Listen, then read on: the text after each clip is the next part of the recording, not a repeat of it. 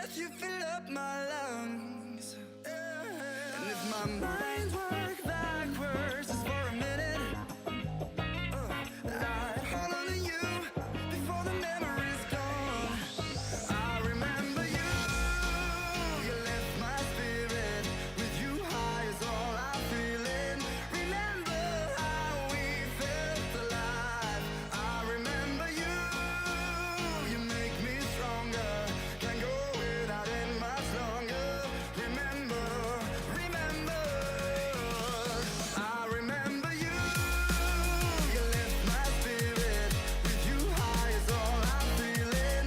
Remember how we felt alive. I remember you, you make me stronger.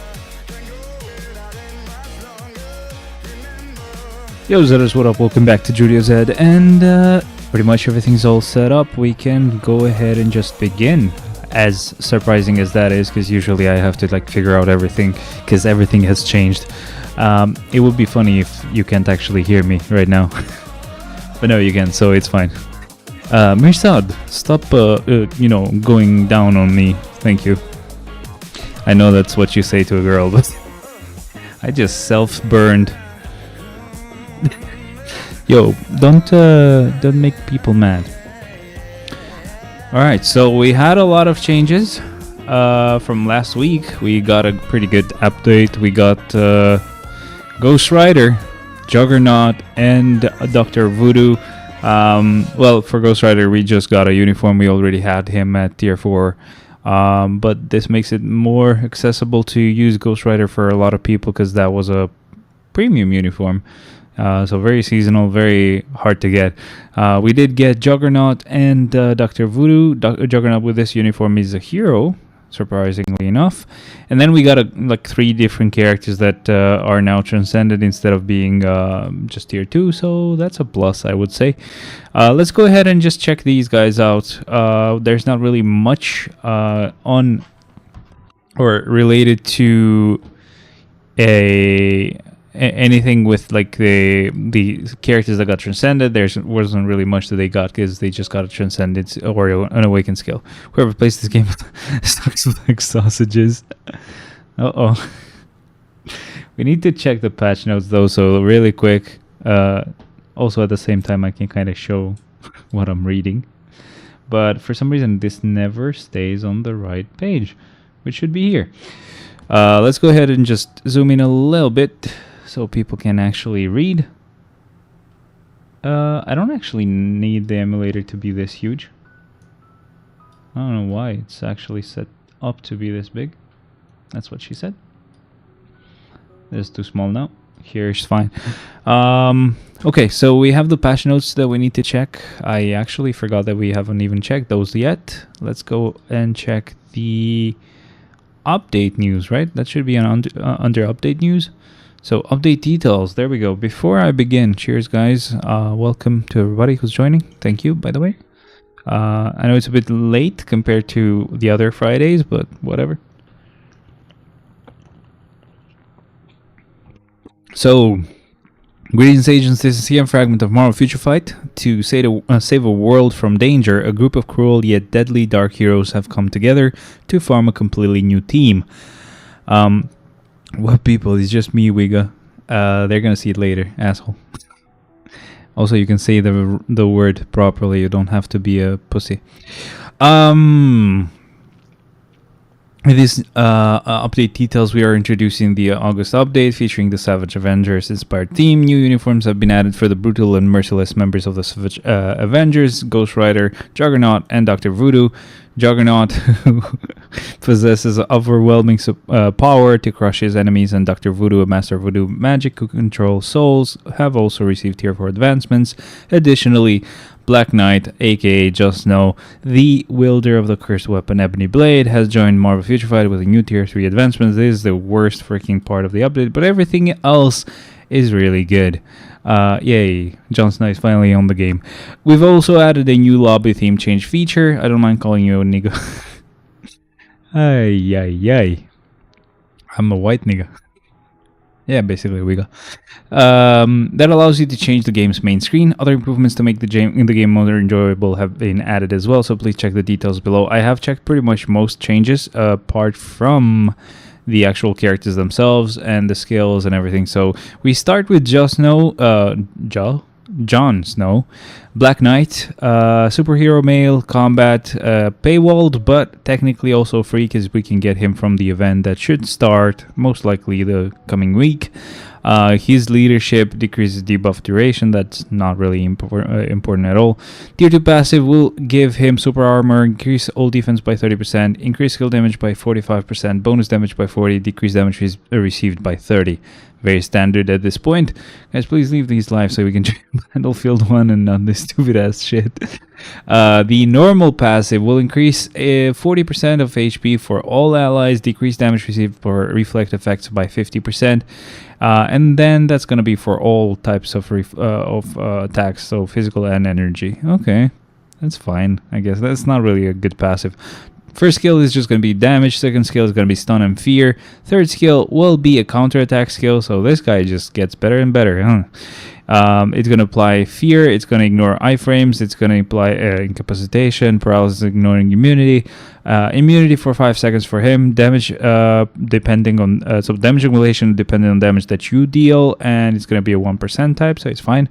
The fourth skill will have decrease all defense by 10%, stackable to 50%, ignoring immunity. Increase all attack by 50%, all defense by 50, all speed by 1, and then pretty much just the damage. The fifth skill will have fear, a heal of 30%, invincibility for 5 seconds, increase all attack, all defense by 50, all speed by 1, critical rate by 30, and lastly the damage. We have the 3 new uniforms, so this is finally an easy uniform to get for Ghost Rider. For everybody who doesn't have a good uniform for him, now is the chance. It's gonna be a 1050 uniform, universal superhero. Of course, we know the rest. A couple of passive changes which have happened for pretty much every character now, so this is just very normal to see. It will increase chain hit damage by 10% when attacking, super armor, and then increase all defense by 40%. The tier 2 passive will only apply to him, increasing damage dealt to supervillains by 120%, increase skill damage by 30%, bonus damage by 25%, and then decrease damage received by 30%. The passive will have a 90% chance immunity to fire damage, and then increase damage to fire by 30%. First skill will deal burn and damage. Second skill, burn damage. Burn, incapacitation, paralysis, ignoring immunity, and then damage. Third skill will have burn, snare, paralysis, ignoring immunity. All attack buff and all defense buff of 30%. All speed by 5, critical rate by 35, and immunity for 5 seconds. The fourth skill will apply burn. It will ignore iframes. It will apply fear, remove the active buff from the target, and then incapacitation, doing the same thing.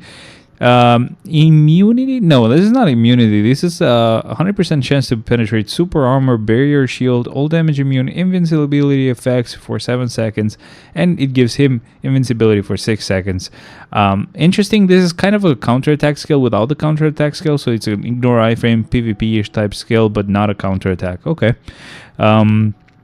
This will also activate this small effect for 0.1 seconds. What the hell?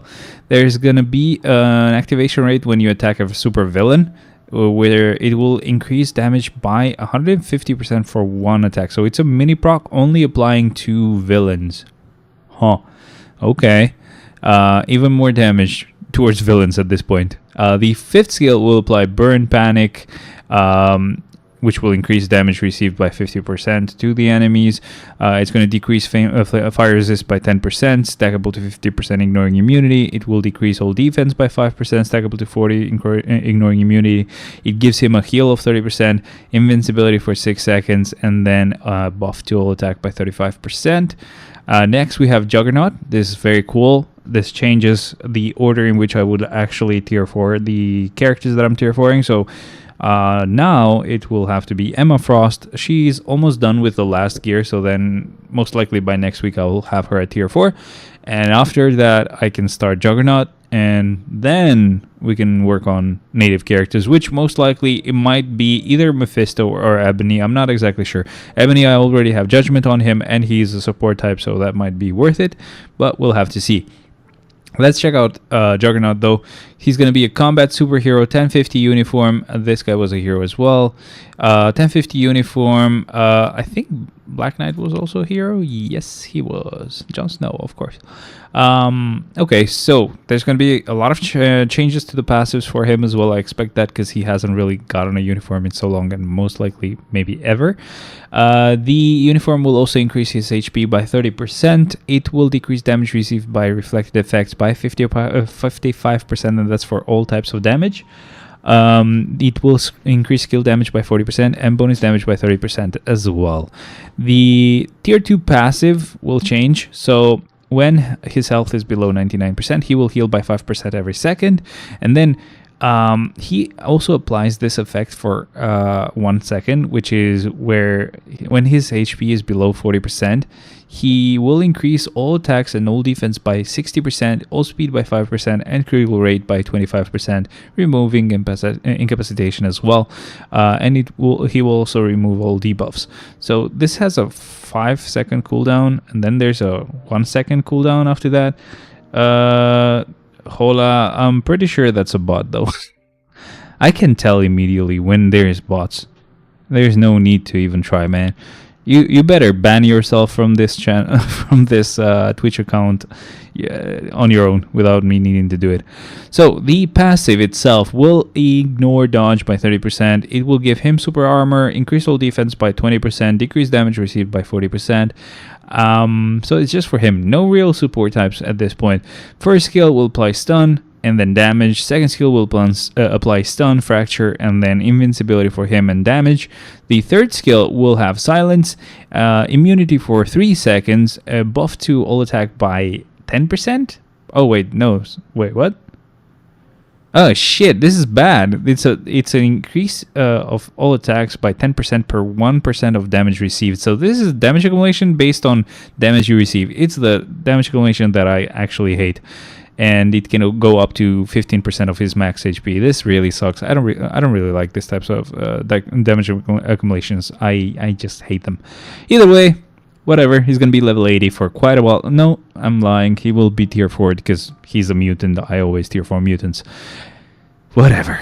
The fourth skill will ignore iframes. It's going to apply incapacitation, paralysis, ignoring immunity, decrease all defense by 10%, stackable to 30%, ignoring immunity again, heal for 30%, increase all attack by 50%, all defense by 20%, all speed by 5%, and then damage.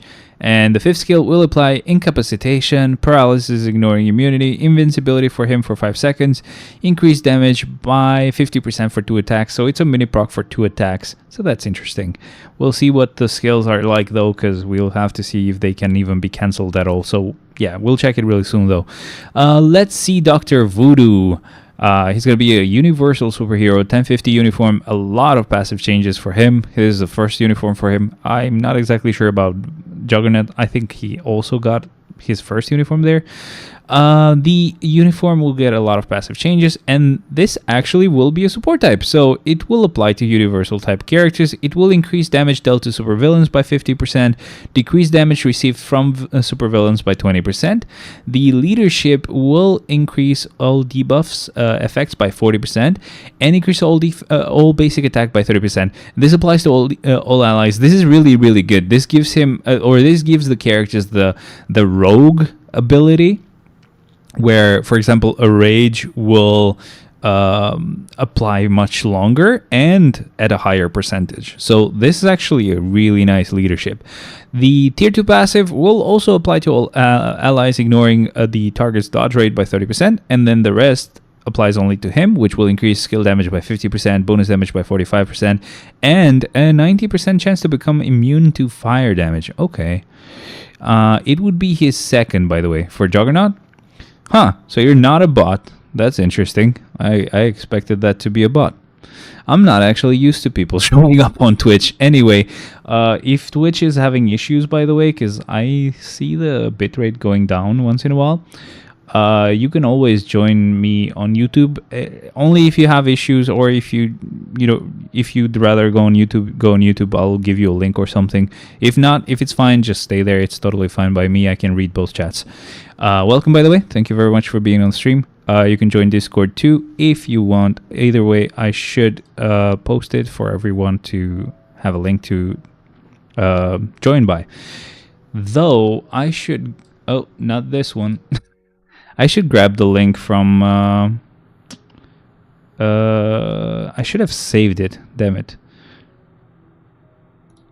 I can find it immediately. I should grab a link that I've created, which would not expire, I think. And I think it's this one. So I'm just grabbing it right now. I can swap to YouTube. Great. Okay, join Discord. The link will be on Discord on the general chat. If this link doesn't work, I can create a new one, but I'm trying to see if this is the one that should work. Oh, I'm here on YouTube. Okay, that was quick. All right, that's fine. Yeah, if you're already on Discord or whatever, that's awesome. Thank you very much for being here. And enjoy your time. Please ask me any questions you might have. I'd gladly help out. Obviously, you might know more than me, as you knew about Juggernaut, though. Either way, let's continue where we left off. So I think we were done with the tier 2 passive. So this part only applied to him. Now, for the passive, when attacking an enemy with poison, you will decrease their all attack by 30%. And then when attacking an enemy with poison again, you will heal 20% of your health every second. And this has a cooldown of 9 seconds. I didn't remember this having a cooldown. I thought that he just didn't have a lot of poison type skills, and that's why his heal wouldn't really apply every time. But damn, okay, this is actually kind of annoying as a way to heal. So I'm hoping he might have some heal down there. Either way, first skill will apply a stun and then damage. Second skill will apply poison, snare, silence, and then damage. Third skill will apply poison, paralysis, ignoring immunity, and then damage. Fourth skill will apply poison, fear, incapacitation, decrease all defense by 10%, stackable to 50%, ignoring immunity. Invincibility for 5 seconds for him. All attack and defense buff of 40%, all speed by 1, and critical rate by 25%. By the way, are you actually new though, or have you been on this channel before? I don't really remember you. The fifth skill will allow us to move around, and oh, nope, never mind, I'm guessing you're new. Well, that was easy. Very not Bunny Blue. Okay, that's definitely not you then. Sure. Okay, so where did I... Okay, so this skill will allow us to move around with the defo, not you. Yeah. Took you like half a second to swap from Twitch to YouTube. That was actually very fast though. Commendable, dear sir. All right, so the skill will allow us to move around while we use it. The skill will deal poison mind control for 5 seconds. Okay. And that will actually increase damage that they receive by 20%. Incapacitation, and then decrease all defense by 10%, stackable to 50, ignoring immunity. A heal of 30%, so there you go, that's his heal. Damage accumulation, depending on damage that you deal. This is 0.8 though, this is actually a bit low, but okay. For once, my god-awful internet decided to work. Damn, nice, okay, that's very cool. What ISP do you have? So, next we move on to Juggernaut and Dr. Voodoo. Oh, there's another one. Okay. Alright, so we have Juggernaut and Dr. Voodoo tier 4. Juggernaut, who cannot be stopped by physical means, and Dr. Voodoo, who can use voodoo magic and supernatural abilities, have received tier 4 advancements. I mean, technically he also is hard to take down even with psychic means, as long as he has his helmet, so alright, either way. The tier 4 will increase all attacks by 55% for 7 seconds, and then increase damage dealt to enemies with 50% HP or lower by 60% as well. So this is not, but the accounts in here. Yeah, I kind of got it. Both of them are the same. Oh, you mean the tier 4s? Okay, yeah, well, similar. Dr. Voodoo has higher percentages, which kind of balance out with the damage accumulation bullshit that they had. Now for Dr. Voodoo, as we mentioned, so it's the same. Increase all attack by 70% this time for a longer duration, and increase damage dealt to enemies with 50% or lower by 70%, so higher again, and for 10 seconds, so also a bit longer. The tier 3 for Black Knight has received, so Black Knight has received a tier 3. New power will aid him on his quest to restore the honor of his great warrior lineage. Lineage? Not lineage. What the fuck did I just say? Sword Roar. It's going to apply fear. It's going to ignore target's dodge rate by 80%, invincibility for 8 seconds, increase all attacks by 50%, and then just damage. I don't know if Juggernaut is good as of right now. I'm trying to do my 4th tier 4. Oh, that's actually, I'm guessing, so new player then. Okay. I would not go for a character that you're not really sure about. I would go for Ghost Rider. You can't really go wrong with Ghost Rider. If it has to be strictly out of this update, by the way. Also, by the way, everybody who might have not noticed, I have uploaded a video of a cover of an Avenged Sevenfold song. It's my first, technically, well, not really my first, but my first like good quality video of a cover of Avenged that I can consider a really good cover, because it's a song that can be a bit difficult to play. So whoever can check it out, it would be awesome if you can try. Either way, let me know if you like it. Okay, so that was his tier 3. Not a lot of effects here, but yeah, okay, it's a tier 3 character. I don't think anyone will really care for a while. Let's see his animation of the tier 3 skill. We will actually get to see it better when we get to the emulator. For now, I'm just checking the patch notes. Okay, so now we have the awakening of Daisy Johnson, Mockingbird, and Agent 13. So they get potential awakening and transcendence. Let's see, they haven't really said anything special. Pretty much that's normal. Let's read this whole thing. I usually do this, so bear with me. So, for Daisy Johnson, she will decrease defense by 10%, stackable to 50, ignoring immunity. She gets a critical rate, critical damage increased by 35%, ignore dodge by 70%, 70% chance to penetrate super armor, barrier, shield, all damage immune, invincibility effects for 10 seconds, invincibility for her for 8 seconds, remove all debuffs for 7 seconds, and then increase all attack and defense by 25%, and then just pretty much the damage level scale. Dr. Voodoo is good, same as Ghost Rider. Damn. Yeah, okay, so I didn't expect it, but I mean, he did get higher stats or higher percentages on that tier 4.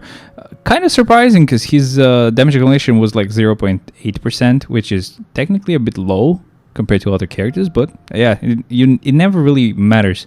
It's actually just like, you cannot really compare characters like from what you read on the patch notes. I've said this for a really long time, because you can have really good effects and then you can have skills that hit once every second, right? Like it's a character that doesn't have a lot of hits. It's a very physical type character. You don't do any damage at all. So yeah, it really depends on what they do for the character, what they decide to go with.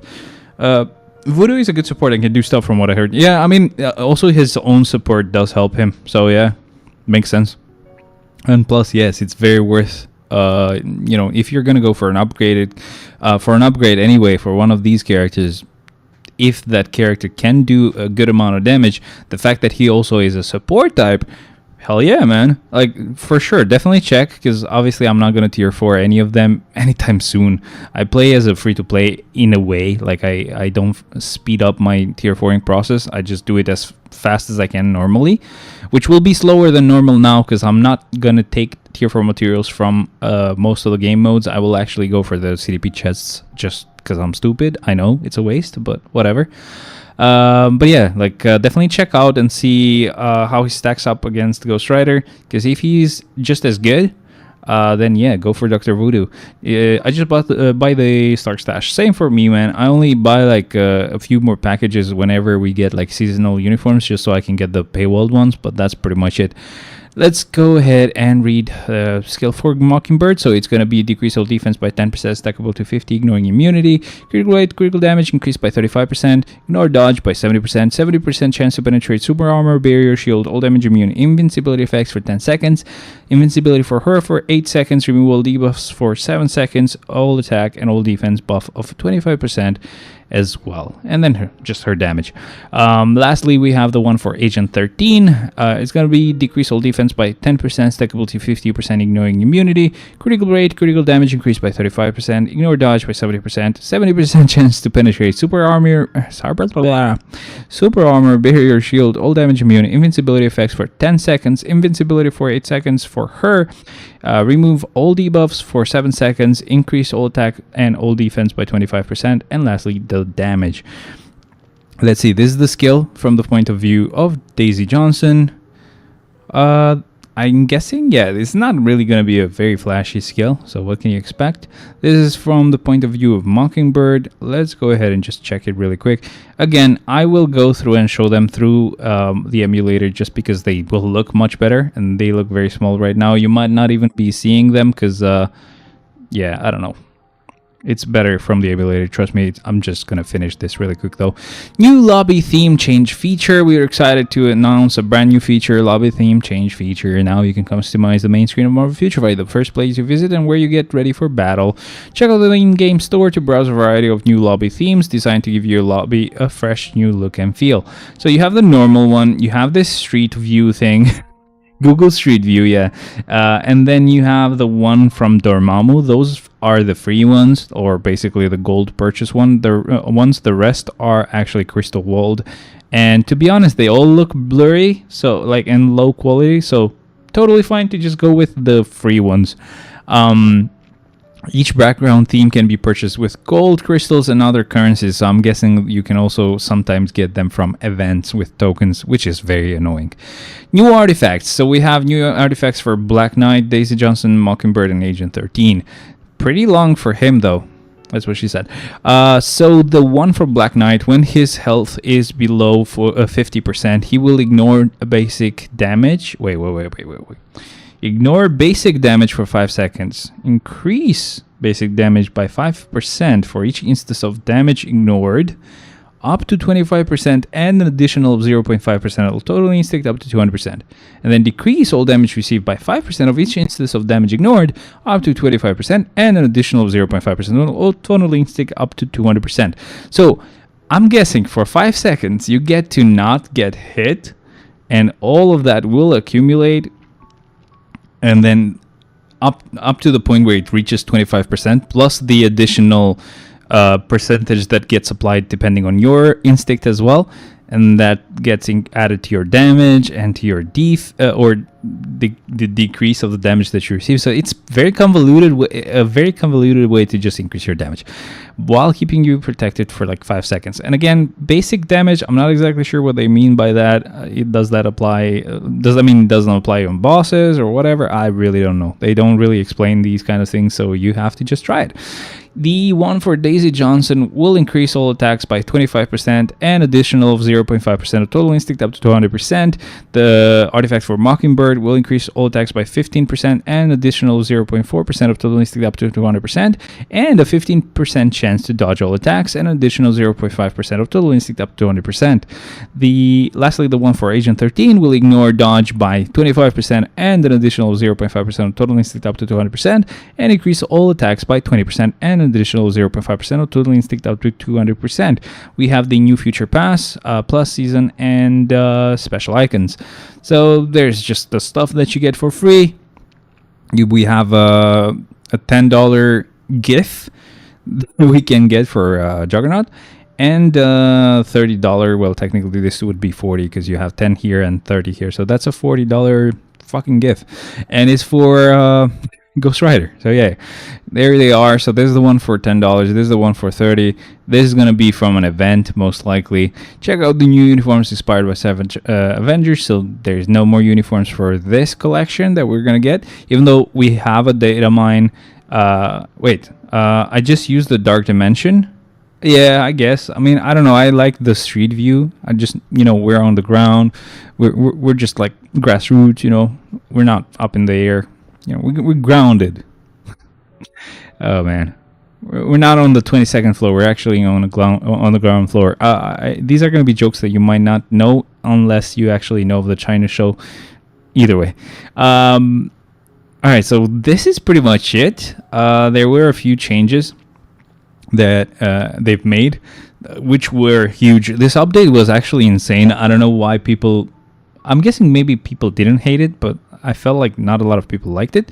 And this should be an update that we should cherish. Ghost Street View. They should really like this update because they like the devs will understand this is what we like. So for story mode, basically we can start the story missions from stage 1-1, and we can let it freaking do the whole thing from the first chapter, the second chapter, third one, and the fourth. So it does the whole story, all of story modes from the ultimate or normal. But I mean, who plays normal anyway? And it does it on its own from beginning to end. They've made some changes to very annoying, very annoying effects that we had, especially on the all war section, where you usually pretty much just needed elemental type damage. So I do it. It's actually quite nice. Yeah, man. Holy hell. It's yeah, this is like the best part of this update.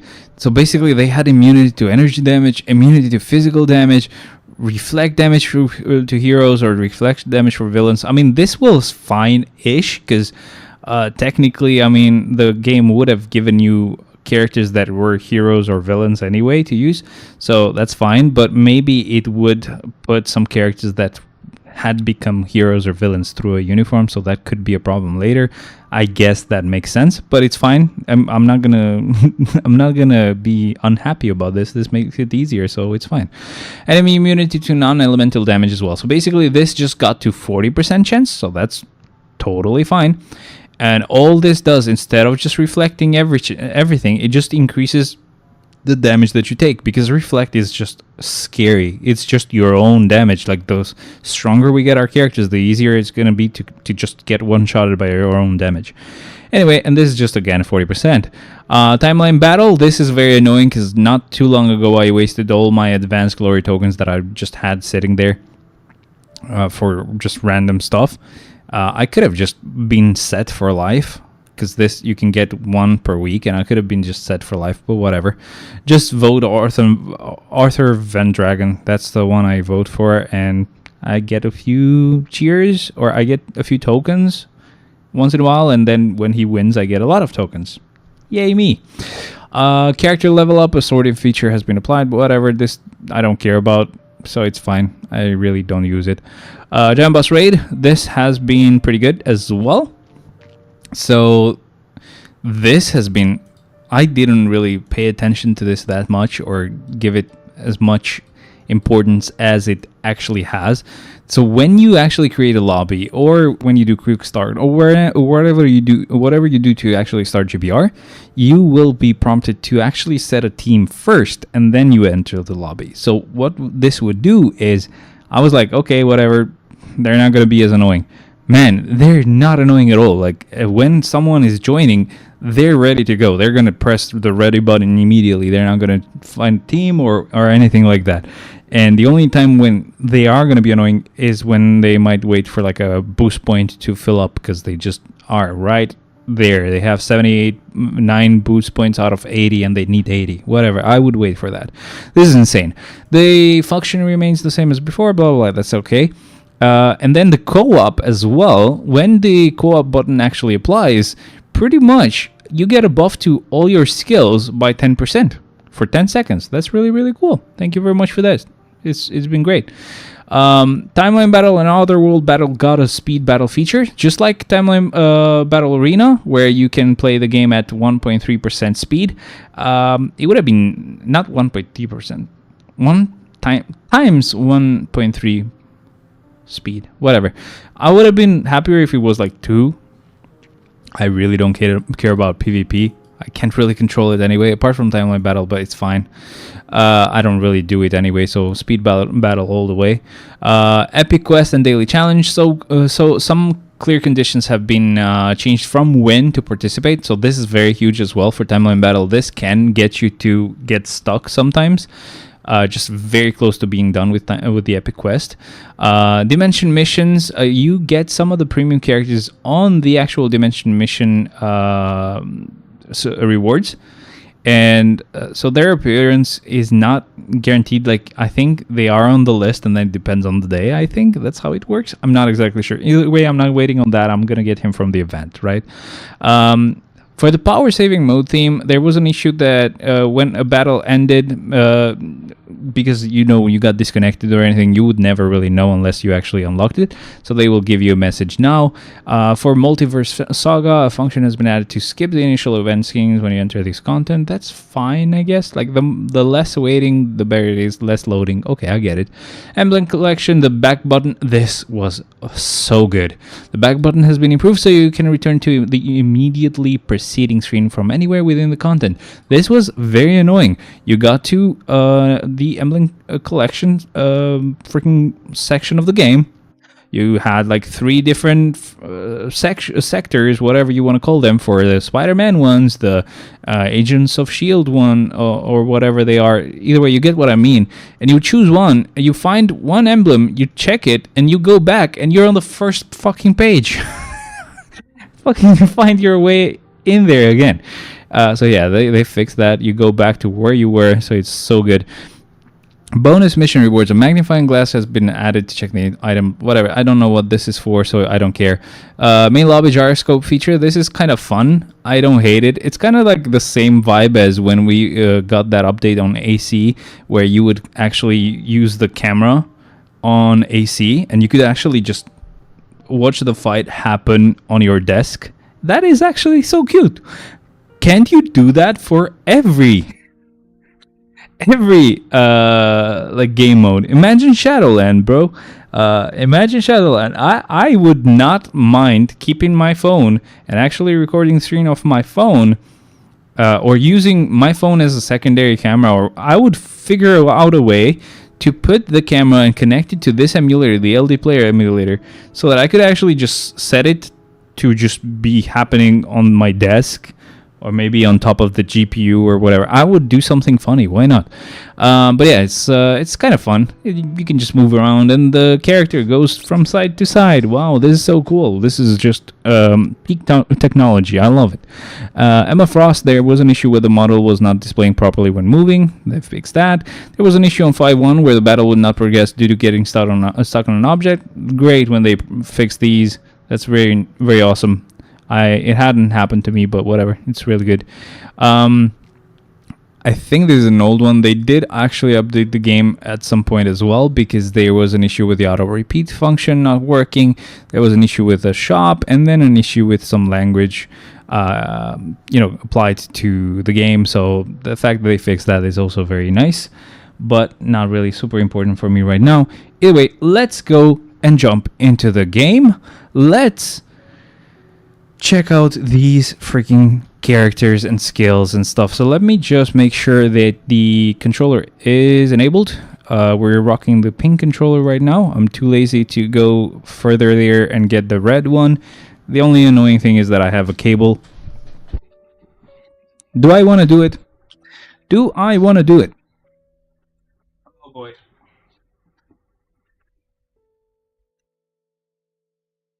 Alright, I did it. That's fine. No issue with the pink. Just like the fact that I can use this wirelessly.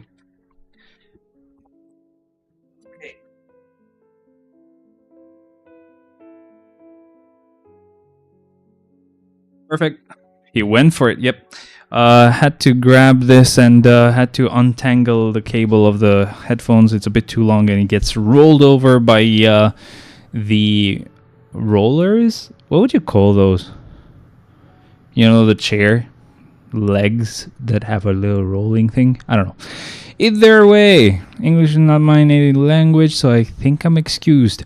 Let's go ahead and check out Daisy Johnson. We're just gonna see the freaking skills.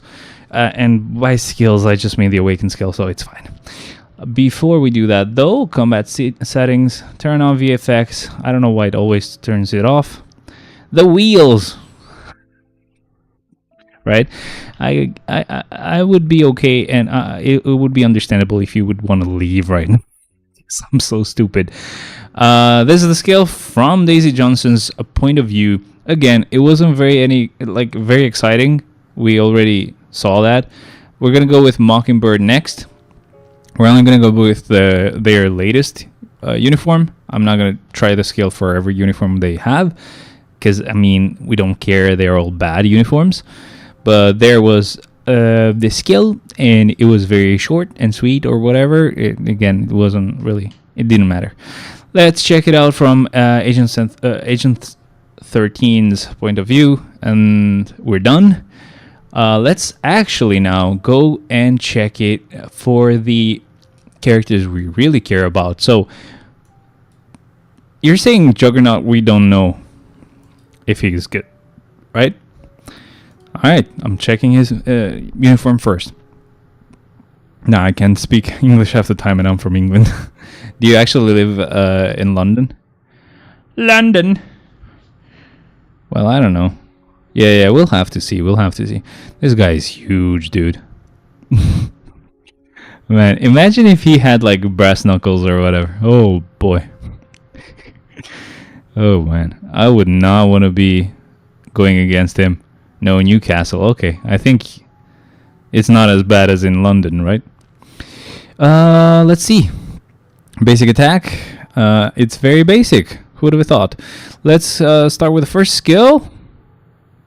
No iframe, but whatever. Second skill. No iframe, but whatever. Third skill. No iframe, but whatever. Fourth skill. Wow, we have an iframe. Finally. It's a very long skill, though. No, and at least we aren't close to Birmingham. What's happening in Birmingham? Let's see the fifth. Ooh, fifth has nice tracking, apparently. This can be useful. This is the type of skill I like.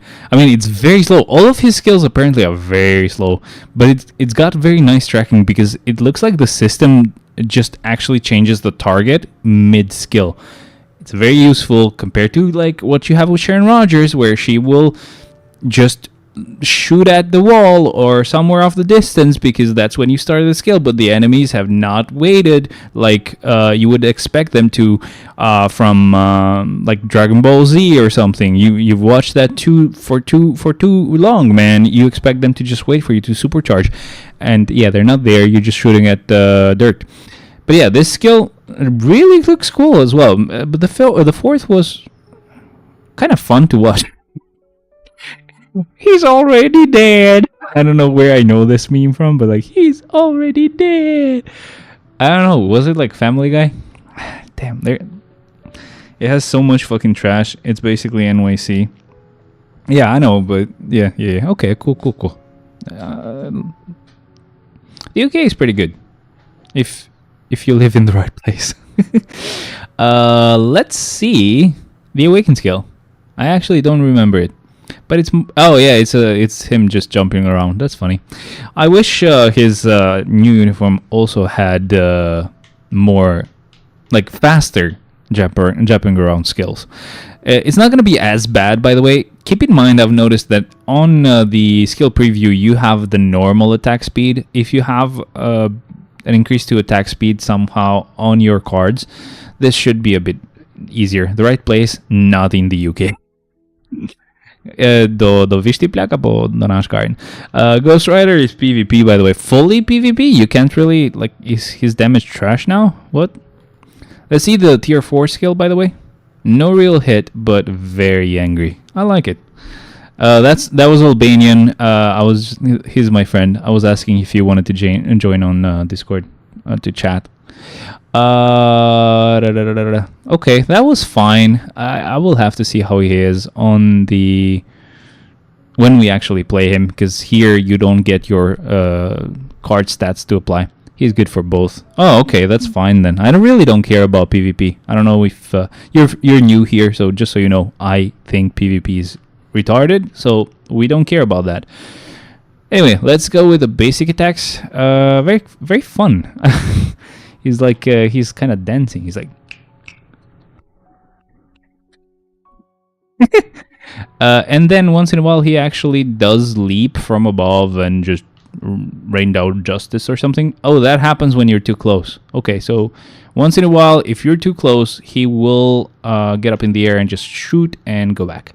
Okay, I don't know how many skills out of his kit have poison damage. I will have to see that, because that really kind of affects how much you can heal.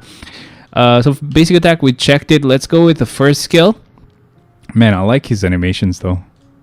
I like the purple. I like that kind of purple, the dark purple. I love it so much. Because Ghost Rider has super guard break, he can... okay, yeah. That's pretty insane. I love his passives though, with like the 120% increase to feelings. That's so good with Miles as well, with other characters that have the same type of skill. He can take down Null or Sentry sometimes. Oh, okay. That's actually interesting, but I don't care about PvP. I just put a team and I just let it go. Very interesting though, because this is definitely the type of character where you can cancel a lot of skills into each other. Interesting on the fourth skill. Did I notice some spirits? Yes, I did. Definitely expected for this guy. Necromancers have always been very cool in my eyes. So yeah, this type of character I love. But I think with Morgan Le Fay, they've done it much better. So I don't know, but yeah, this fifth is a bit interesting. Oh, which reminds me, I should go back to Juggernaut. I think Juggernaut had the movement thing. I think, or was it? I think it was just Dr. Voodoo. Never mind. No need to go back. But he needs his artifact though. I think I might have it. I don't know. Here we have the Awaken skill. It's the same as before. It's just the attacks are purple now, so you can kind of tell who's attacking who, because Man-Thing also has green in his color, and this guy's skills used to be green as well. So yeah, that's our tier 4 as well. Nice animation, I would say, but again, I have to check before I move over to Ghost Rider. Let me check how many of his skills have poison damage.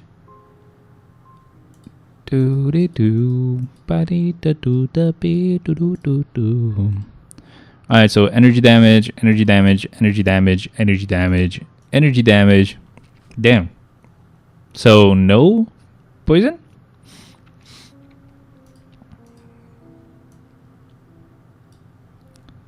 Ohayo Hanna.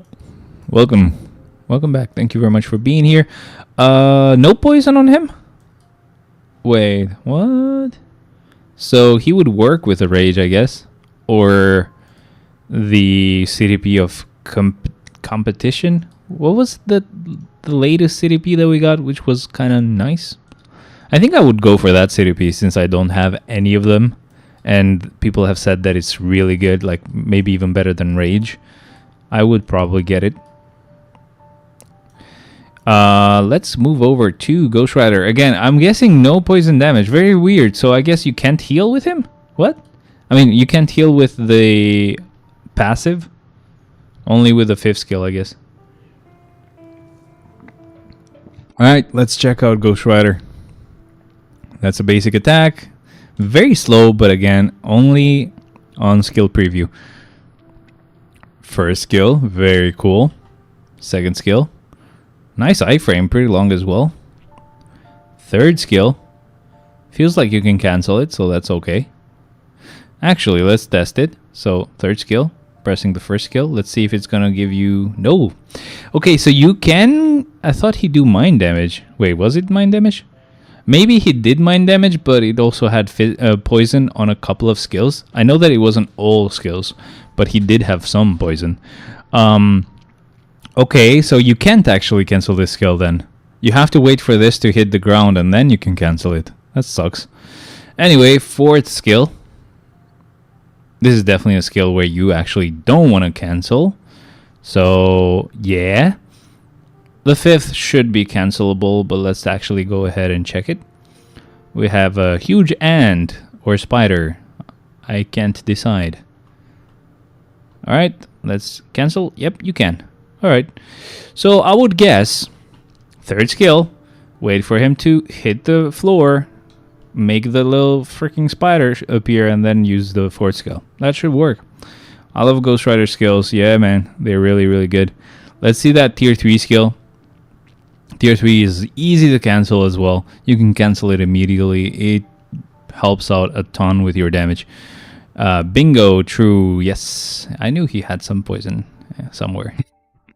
But yeah, so that means Dr. Voodoo doesn't heal as much as I thought he does, because he doesn't have poison damage, so his passive, it goes to shit. Doesn't really apply anything. And that's our tier 4. Very, very cool. We've had it before, but yeah, I just wanted to see it here with this uniform. Let's let it finish. Okay, for a second I was like, wait, does the fire actually go out? No, that wouldn't make sense. Let's go on then. We are done with checking these skills. Let's actually get them, let's actually kind of put them to use. We're not going to try Dr. Voodoo just yet, sadly. I mean, anywhere apart from Shadowland. But obviously we are maybe next week. I think the ranked battle will become available next week. Let me check one last thing. What did I want to see? I want to see what I have on all these characters, right? Just so you guys are aware as well. So Ghost Rider is right here at the end. We have a judgment on him. So out of all of them, he would be my best bet. But again, I have a lot of other characters to upgrade. This guy sadly has a mini rage. And now Dr. Voodoo also has the same. But yeah, out of all these characters, the only one with something very nice is Juggernaut. By the way, which CDP are you guys going for? I don't know why I couldn't speak. Took me so freaking many tries. Let's go with, in the meantime, I'm gonna go ahead and start with Juggernaut first, since he will be a bit disappointing or underwhelming because I don't have a rage. But yeah, if you guys can check, I would really like to know, once you do check, how good like he is or something, because I would like to know if I can get him the new CDP that I'm gonna get. I did 3, 5, 4, so let's do 3, 4, 5 maybe. And he hit me, of course. As soon as I finish the skill, that's when he hits me. We don't get to increase our damage, so whatever, our score is already messed up. Voodoo is right now being used with a CDP of Insight, just because he's pretty good support for a World Boss Legend. That kind of sucks. I don't know, at some point I actually stopped giving them insights. Like, if they have an insight and then they become actually pretty good themselves, I don't keep an insight on them anymore. It's not really worth it. But yeah, it's kind of expected with the Juggernaut. I don't know what I was waiting for, or what I was expecting them to give him. It's fine, I guess. And again, this is also because he's level 80 on my account, so that does affect your score here, of course. But I don't know, is this very bad, or do I just think it's very bad? My alliance is pretty good, they just tell me stuff. That's nice, man. We have the same type of deal as well. It's just on our alliance, they don't really have any expectations apart from just log in every day, and that's it. And I'm gonna get hit here, so whatever. Oh, nope. I was safe. Nice. Very nice. We finally got all the rewards. That was a bit slow. Kind of sucks. Again, I have a mini rage. He's level 80, so whatever. Actually, never mind. He's being used with a rage. Oh, from most players, you mean, right? We're gonna get some tier 4 materials here, so that's very nice. But most likely I'm gonna put them down to souls, just because you know, you usually need more soul than carbonadium to actually tier 4 a character. So, and of course we were gonna get some freaking bot here, so let me just really quickly block it. Block it. Should I report it as well? I still can. Okay. I don't care. Next. Bots. Next. Bot. Why does it take 50 steps to fucking report a player or an account? Okay, let's check out Ghost Rider. It's gonna be a bit annoying to wait for that third skill to hit, but again, when you have a judgment, it's gonna be fine. You won't care. You can wait. It's a bit annoying that the tier 3 gets charged up right when you're done with the rotation. Sometimes I like some characters that charge it up before your last skill, because now if I could, I would have done tier 3 then the fourth, right? Fourth Reich. Nope, that's not what I meant, YouTube. Don't hear it wrong. That was the fourth, right? That sounded so bad. The guy who's like the Kool-Aid man Juggernaut works with regeneration. Oh boy. Be careful. Careful. Thank you. Yeah, damage is very crazy. And we're gonna get a pretty good score here. But Conquest is okay as well. I really don't play any PvP, bro. PvP is just very luck based in a way as well. Like, you can't really control what's gonna happen. You technically can't even control the characters, right? So you're just watching 3D chess happening. I think this might end up being my highest score here. I don't really do crazy scores on this ranked battle thing. But yeah, I think the highest I've ever gotten has been like 4 million. And I don't remember which character I got it with. I hope... Oh no, I didn't cancel it. Fuck. That definitely will lower our score. So whatever. We're gonna get our 5 million and... well, pretty much that's gonna be our limit. Never mind. Almost 5.5. But the Transcend works with CDP of Transcendence. There we go. That's all done. Okay, we can finally go ahead and play Shadowland. Wow, what we're here for. Yay. I can't wait to open some chests and get nothing. Yay. I hate Andy. He actually opened like 11 chests, I think. And he ends up getting a rage, a regen, an energy, and then I think a bit later a rage again, like a week later or something. So yeah, my hate is very real. Compared to last week, we are now going to be using 2 more level 80 characters before the start of Infinite Floors. So that means from floors 26... so 25 is the last floor I used tier 3s. You ain't the only one, yeah. You've been trying to get a CDP from there as well? Yeah, my friend as well. The guy who just showed up for a few seconds and then left because he's a bitch.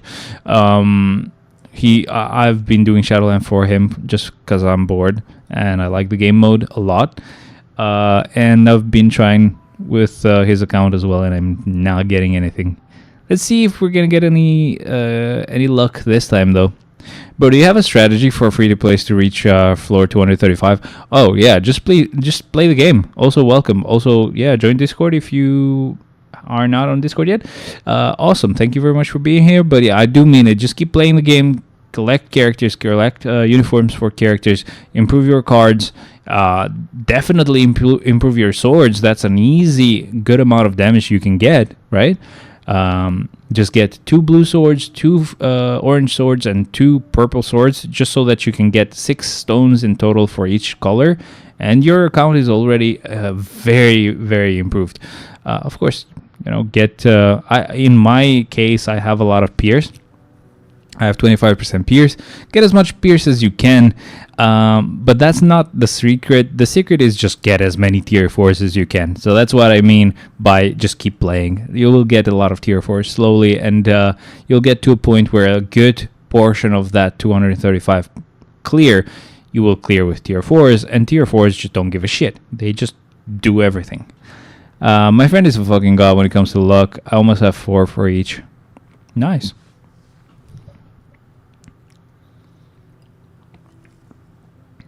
You mean 4 colors for the different swords or what?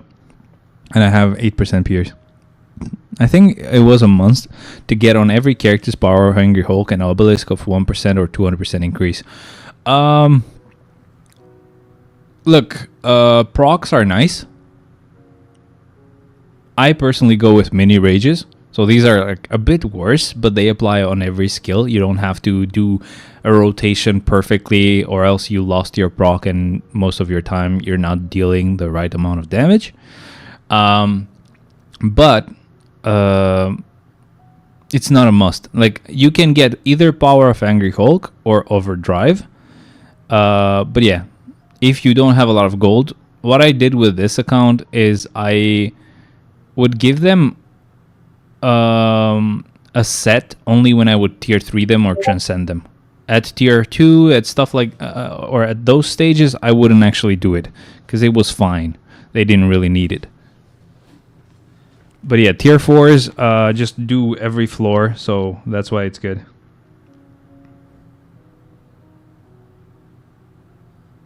Oh no. He's got a cable card, and it's all it got was just defense, different defense stats. That's so sad. I don't know how much all attack that gives you if you have those swords with physical, with energy. Sorry. If you have all the swords with like 4 stones of that color, I don't know if that gives you more attack than you would get if you got just 3 specific swords maxed out. So what I mean is, at the very beginning, right, if you want to get an easy jump and an easy amount of damage, what you would do is you would get 2 blue swords, 2 purple swords, and 2 orange swords with 3 of the same color or more, so that you would reach that 6, right? What that would do is it would give you 15% physical attack, 15% energy attack, and then 2,400 instinct. Plus the whatever all attack that you would get for having all those stones, right? So it would be a healthy 30%-ish or a bit more of all attack. Because technically you're getting some all attack and some physical and some energy. So technically, yeah, that's a good jump of damage or a good jump in damage for all of your characters. And then you would just work on sword 1 by 1 and get them to 6 stars, and only then put them on the account. I personally would not go with every color and have them at 4 stones or 5 stones. I would have them like that first, but I'll check it. I'll double check just to see if your method is better or mine. Okay? In the meantime, let's just wait. Because pretty much half of the swords are defensive. So if you play PvP, sure, I guess, but PvP is so bad that no matter how defensive your characters are built, it doesn't matter. You're still going to get destroyed. So that's why I never care about PvP. I only go full PvE for everything. So yeah. But yeah, I don't know. We'll have to see if that still gives you more damage in the end. So we'll have to check. All right, She-Hulk. Just do it, please. So at this point, I think I used 9 level 80 characters on the first 35 floors. But the reason why I start from floor 26 is because on floor 34, I have to use Thane, and that's not a transcended character or a tier, I mean, that's not a level 80 transcended or level 80 tier 3. He's just a normal tier 3. So technically it sucks, but again, I'm not going to waste Jean there, right? Or any other tier 4 for now. I think yours, but I don't really care to do that because my luck is trash. I can't even get a 3 stone strength. That kind of sucks, but I think it's very easy to get that done because everyone I know, I've showed that strategy, and even for myself, I've done the same thing, and it only took me 2 days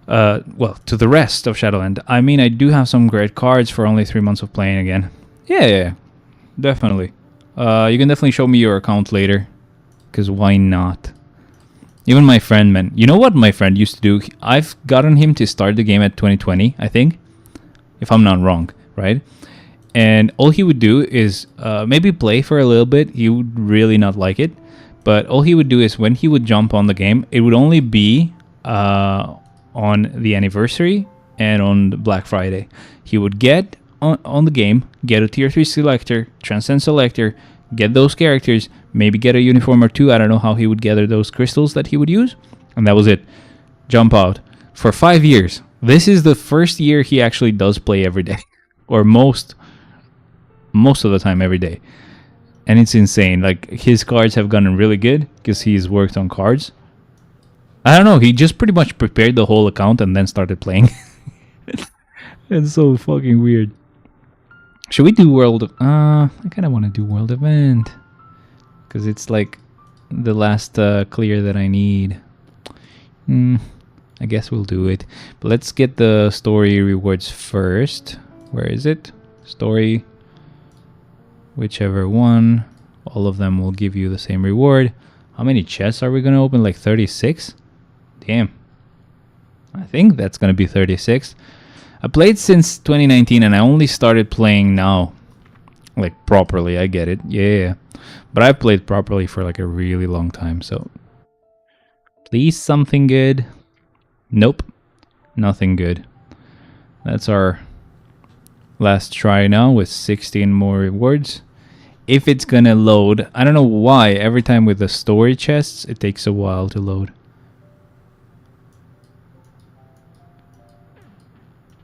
Damn, very unlucky. This is gonna be very proper foreshadowing for like what's to come from Shadowland. I know I'm wasting all my tokens by going for the chests instead of just waiting and getting, like, I think at this point maybe it would be just smarter to wait and get all the tokens I can get and just get a CDP chest. I think maybe the chance is still higher that I will get a rage there. I lucked in, and 36 tier 2s for like 3 months is great, I think. Yeah, you're doing good. There we have the new uniform, him at tier 4. Let's see what he's like. This way we actually do see what he's like compared to what he's going to be like on my account. What did he have, by the way? Because this looks like something with... not with Pierce. What's the other thing? Beatdown? Whatever it is. I don't know. Custom gear, guard break. Oh shit, he has regen, I think. Ugh. Oh, please, by the way, tell me his damage is based on physical attack and not on HP. Because if it is, it's going to be very sad. I will have to change his build. Build him like Hulk. Ugh. I swear, man. I hate the fact that they made Hulk HP based. I hate the fact that there are characters at all that are HP based. The event that I meant was during the event of tier 4 discount of 15% usable on native tier 2s. There was also another alternative to choose an infinite 25% for transcended characters. There was a guy in my alliance that got 70 transcended characters during that event. That is funny. I didn't need to do that because I've been playing for a really long time and I've pretty much transcended everyone. But that would have been funny to do. Because I always share on the alliance and everybody would be mad. But yeah, obviously I would go for a tier 4 discount. Also, you should have done Magneto leadership, because why not get that extra damage? Nah, I just want to see what he does. I mean, it's world event. He's going to get the max score, but he's just going to get hit once or twice, because it's on auto. I just want to see how fast he is, because, again, on skill preview, they all look slow. This is much faster. Yeah, this is pretty good. I don't hate it. That's nice.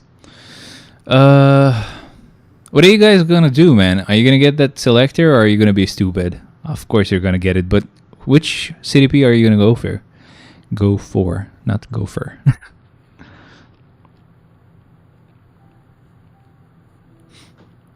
This is pretty much done. We just have the last mobs that show up.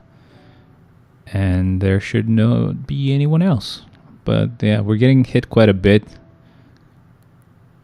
Is not as defensive. I mean, it's kind of the point to get hit with him. And again, it's mostly the fact that it's on auto, because if you play yourself, you're most likely going to just mainly keep him on iframes with a 4th skill, with a 5th skill. But maybe you really do need to get hit quite a lot. Maybe it's not going to be actually applied if that actually is on iframe. Like if they hit you and you're on an iframe, it's maybe not going to consider that as damage accumulated. So I get it, but still, it's fine. Like, he was fine. My Juggernaut is not fine. He's just level 80 with a little freaking mini rage. I know, but yeah, he'll be tier 4'd. My thing is, because again, you're new, my thing is I tier 4 every I'm gonna actually see who I put on 26 and 27 because I don't remember. My thing is that I actually tier 4 every mutant as fast as I can, just because I love mutants. And then after that, it's native characters. Like, the more expensive they are, the earlier I tier 4 them, or in the order of tier 4s, they're gonna be higher as a priority. And then finally, I can tier 4 just random characters that I like. Obviously, again, avoiding characters that are on the on the tier 4 selector, because we might get that again. So yeah, I've put Bullseye on 26 and the Thing on 27. Okay, let's get on it then. Bullseye on 26. Let's go ahead and find that guy. Where is he? Where are you, friend? There he is. I put just one character per floor usually here, so that's fine. Since it may be there and I need it, I must get a Rage CDP, by the way. Rage? Wait. So is that CDP better or worse than a Rage now? Because I've heard different. I've heard people say that it can be even better than a Rage. Why does it feel like this is higher than the other one? What? Oh, damn. Is it better if I keep them down here? I mean, since I'm playing the game, I don't really need the keyboard and mouse a lot. So I probably do need it. Never mind. I'm gonna keep it up. That's as high as they get. Competition is good with some characters. Oh, so it's not for every character. That kind of sucks. With that, we said it's gonna be the Thing. So let's put the Thing here. Okay, yeah, let's start. For example, Luna Snow. So competition is good for Luna.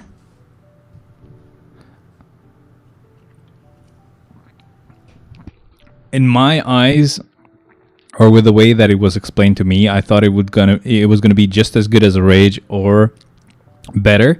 So my thought process was like, still judgment on any character with elemental damage, because competition can be used on other characters that don't have the ability to use judgment at all. So that was my thought process, but whatever. It works best with characters with no guaranteed crit. Bro, what do you think of tier 4 support characters only for World Boss Legend? I basically tier 4'd for Black Swan, but only for lower stages, and the no-brain choice will be competition for that selector. I mean, I don't know, man. I don't know who to give it to. I'm not going to give it to a character that has judgment, right? So if I go for a competition just because I've never gotten one, at least suggest me a character that doesn't have judgment. I would be fine if I would be forced to use it on a character that already has a Rage. I would bite the bullet and unequip it. That's okay, whatever. But it's even better if it's a character that doesn't already have a Rage. That would be amazing. Here, I don't really have to think about it too much. Like, I'll just use the characters that I've already set. So, yeah, should be fine. I don't have to think about it just yet.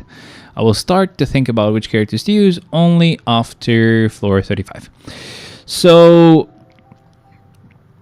about tier 4ing just for World Boss Legend, I think, in a way, it is kind of worth it. And that would be up to like the point of getting to stage 20 of World Boss. legend. And then it's funny because I tried very hard. I actually got some clears just in the nick of time for Corvus and for Ebony. Those are very difficult bosses, and I'm guessing the Thanos one might be as well. I just haven't had it as the boss of the day like almost ever, so that's why I haven't really advanced with that boss at all. But yeah, like, it felt very disappointing when you actually finally unlock stage 20 and you cannot do it once. I cannot clear stage 20 of I don't know if it's Ebony Maw or the floor with Corvus and Proxima. I can't do it, and it's very annoying. Those are the only ones that I don't have like 5 stage 20 clears, maybe not even 1 stage 20 clear. So yeah, that really sucks. I think they will change if I would get a judgment and put it on Human Torch, because Human Torch is very powerful. At least for my account, like what I have and what I've noticed him do, even just with a freaking destruction, which is very, very hard to use him with. And seeing him with a judgment is going to be insane. There we go with Red Guardian. The funny part is that it's very limiting. If I show you my roster, it will be very limiting for you guys to suggest me a character to put the competition on. so I will just show it just for that. So ideally, I would want the CDPO competition to go to a character that I've already tier 4'd, right? So we have these options right here. From Null to Thor. Emma Frost is going to be tier 4 by next week, so her as well, but she would get judgment anyway, so it's fine. I got extremely lucky and got 2 brilliant competition. I could tell you the best chances are 1 Storm, 2 Luna, 3 Ghost Rider, 4 Jean, 5 Hulk. Basically just those ones are worth to use competition on. That pretty much sucks then. Most of them were judgment type characters, and Hulk can work with regen maybe, or no, I don't know.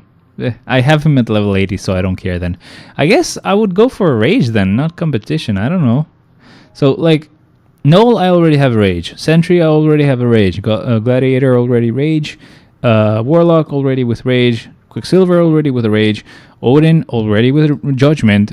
Scarlet Witch with a judgment. Silver Surfer with a rage. Thanos with a rage. Apocalypse would need a judgment, so I would not give him the competition CDP. Cable already has a rage. Freaking Madeline Pryor has a rage. Jean has a judgment. Mr. Fantastic has a rage. Wolverine has a rage. Doctor Strange has a rage. Nice Pool has a rage. Bittery Bill has a judgment. Beast could get a competition. I mean, again, yeah, he has a CDP of shit, so I would not mind giving him either a competition CDP or a rage CDP. Namor already has judgment. Bishop, the same. Either rage or competition if it works. Cyclops has insight. At some point, I would give him a rage, but yeah, when I've given everybody else a rage, I would go for him next, I guess. Just because that uniform actually got him to be pretty nice. Gambit already has a rage. Magic would be a character that I would be okay with a rage or conquest to apply to them. That's very interesting. I didn't notice that on her armor you kind of get the idea that it's low polygon, just like on and here on the weapon as well. It feels like low poly, just like Marvel Rivals. That's funny. I didn't notice that before. I thought I didn't notice it because I haven't used her. I tier 4'd her and never used her because yeah, she's trash. But yeah, like you can see it on the armor here on the arm. Very interesting. So yeah, she would be an option as well. Magneto already has a rage. Professor X already have judgment. Mighty judgment on Psylocke. Judgment on Storm. She would be an option. I wouldn't mind giving her a rage or competition. Rage on Angel already. Rage on Mystique. Judgment on Rogue. X23 is an option. I don't mind a rage or competition on her, whichever is better. Same for Agent Venom. Rage on Crescent, Rage on Moon Knight. I would mind it because this guy would get a judgment if I could get one. Rage on Iron Man. I would not mind doing that for Ant-Man though. Rage or competition, whichever is better. Black Widow already has a rage. Gamora already with a rage. Gwenpool already with a rage. Black Bolt with a rage already. Judgment on Thor. Judgment on Ebony. I mean, at this point, we've gone to the level 80 characters. So, yeah, I'm not really gonna consider these guys as much. But yeah. So, yeah, out of those tier 4s, man. Out of the few tier 4s that I mentioned, like Beast, Bishop, Magic, Weapon Hex, X23, Agent Venom, Ant-Man. Out of that list, who would benefit from a conquest? Like, would actually... I do not know. Yeah, maybe the others know. Like, if they don't benefit from it, I would just get a rage and put it on one of those characters. I don't care. I mean... most likely we should also consider Juggernaut in there as well, because he's also going to be tier 4 right after Emma Frost, so that should be included too. Juggernaut as well. Either way though, let's keep going. Yeah, I don't have a lot of options left, man. I'm still gonna tier 4 like, I wanted to say that I'm almost done with giving a rage or judgment to every tier 4 that I have. But Agent Venom's CDP of Liberation, by the way, I don't care what people use. I will either go for a rage or judgment. That's it. I do not care. The only way there's been an exception, it's been whenever they've gotten a regen. And that has only happened for Hulk and for Victorious. And only because they are HP based. Okay? That's it. If they were not, they would have gotten the same. Obviously, Victorious, no, because she's definitely not there yet, but still. Yeah, I just made sure. Yeah, he is physical damage, so no regen for him, thankfully. Whew. Oh my god, that was scary. Let's keep going. Echo now. So yeah, I was just going to say that I'm almost done with the tier 4s, giving them a rage or a judgment. Not a lot of them without one, right, as you kind of saw. At the same time, I tier 4 a lot of them, right? You're going to say, well, you're going to tier 4 a lot more characters, and you don't have a lot of, you don't have rages or judgments at all, so you're still going to be falling behind.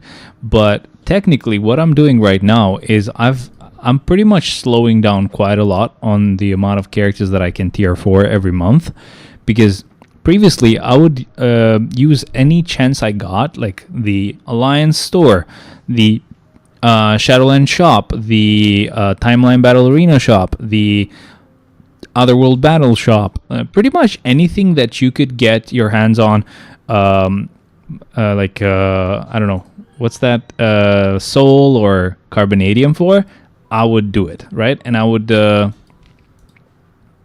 get as many of them as I could.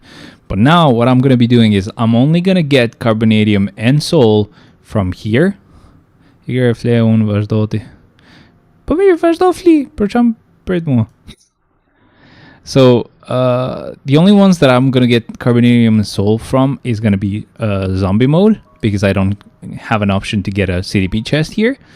And the Alliance store as well. And the Timeline Battle new shop thingy that also doesn't have a CDP of a CDP chest. From now on, I'm going to be gathering all the tokens and getting CDP chests, just because why not? Apart from Shadowland, where I will not be even doing that, which would have been the smartest choice, but I would be gambling with random chests that might not give me a CDP at all. So the chances are much lower that I would get a rage. Përsa për telefonin për nesër tani. Nuk e di çka kupton nga fakti që do vi të dielën. Sot do vi në mes natës, do marr atë termosin edhe çadrën, po mund të mi le diku afër që ti marr direkt te rig.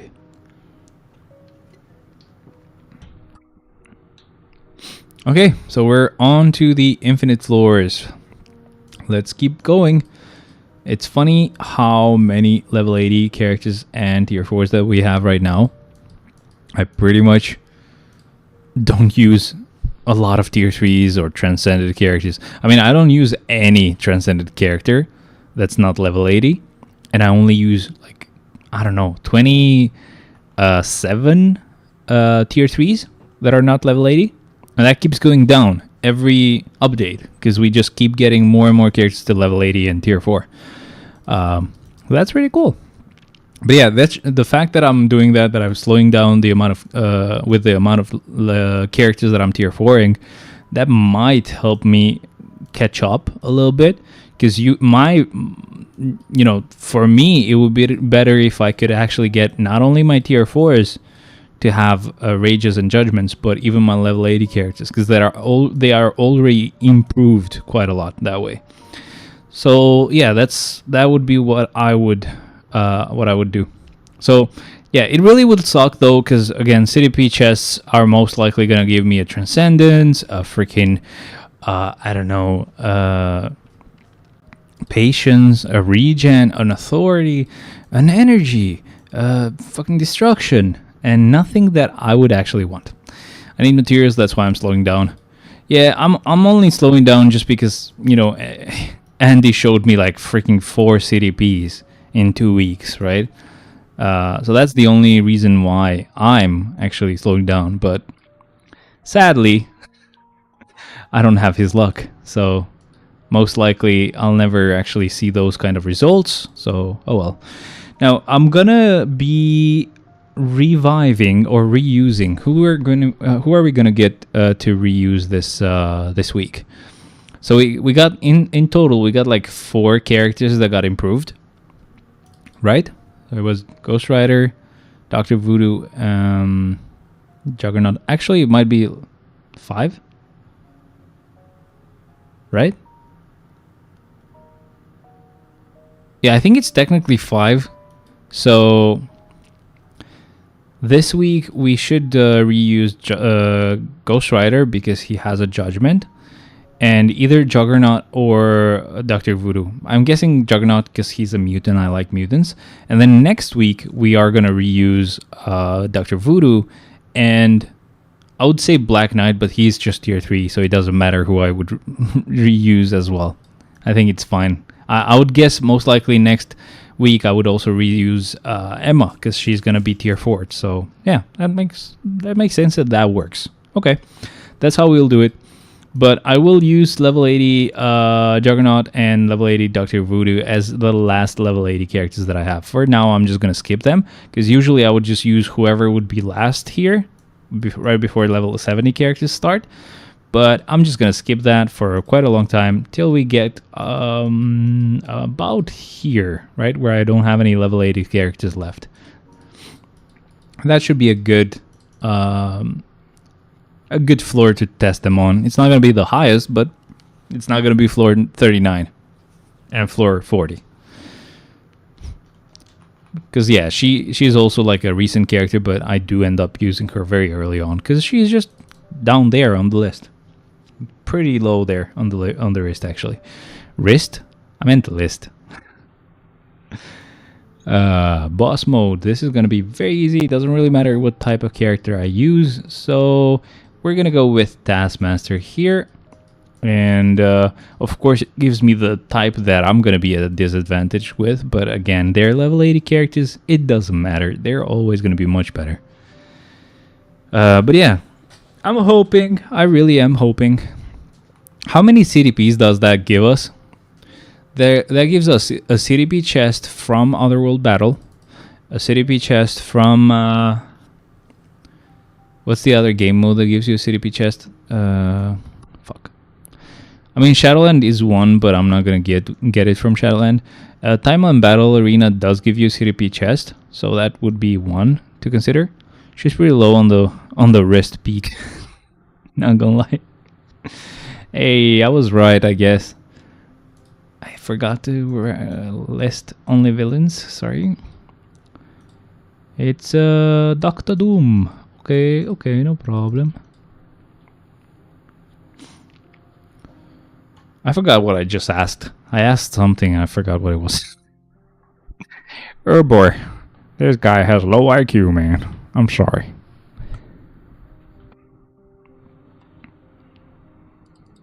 Oh yeah, I was asking like which other game mode has a CDP chest that you could get apart from Shadowland? Oh, not this one. I'm gonna refresh this. Sorry. No good. Very annoying. Let's go with Emma here. I'm guessing it's gonna be the last week where she has to suffer.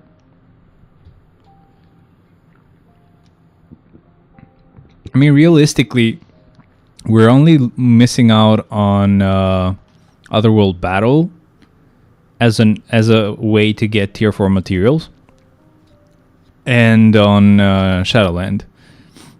Shadowland is the only one that would be a considerable amount of tier 4 materials lost. So, and Team Battle Arena, yeah, that's very true. But they would happen very rarely.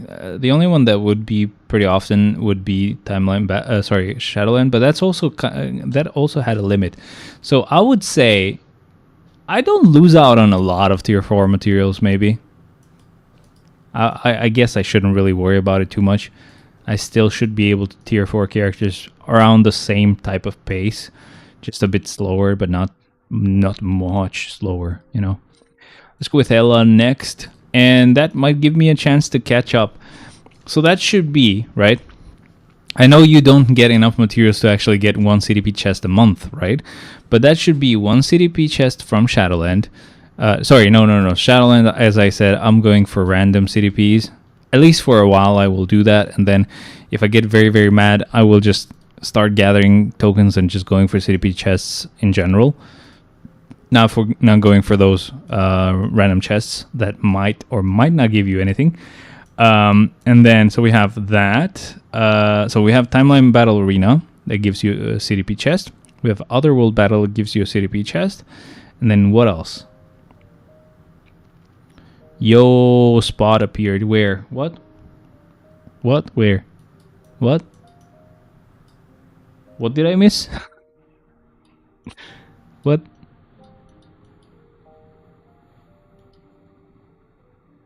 Did he just show up to hit someone on the previous team or something?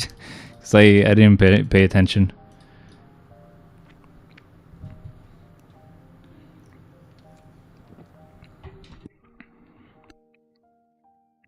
I really have to rewatch that movie, because I think I might have watched it. I don't know if I watched it on the cinema. Yeah, I think I did. No, I don't know. The second movie I don't think I've watched in the cinema. I think I watched it like as a cam version. It was very bad quality, but we never got around to it to watch it with my fiance. So yeah, it was the last floor you put spot. Let me make sure that I did clear it with a level 80 character, because my heart will be pounding till I find out. Just a second there. Just a second there, friend. Come on. Let's go to the very last second. Go back a bit. Alright, let's see what happened. So I cleared everything with Hella for a while.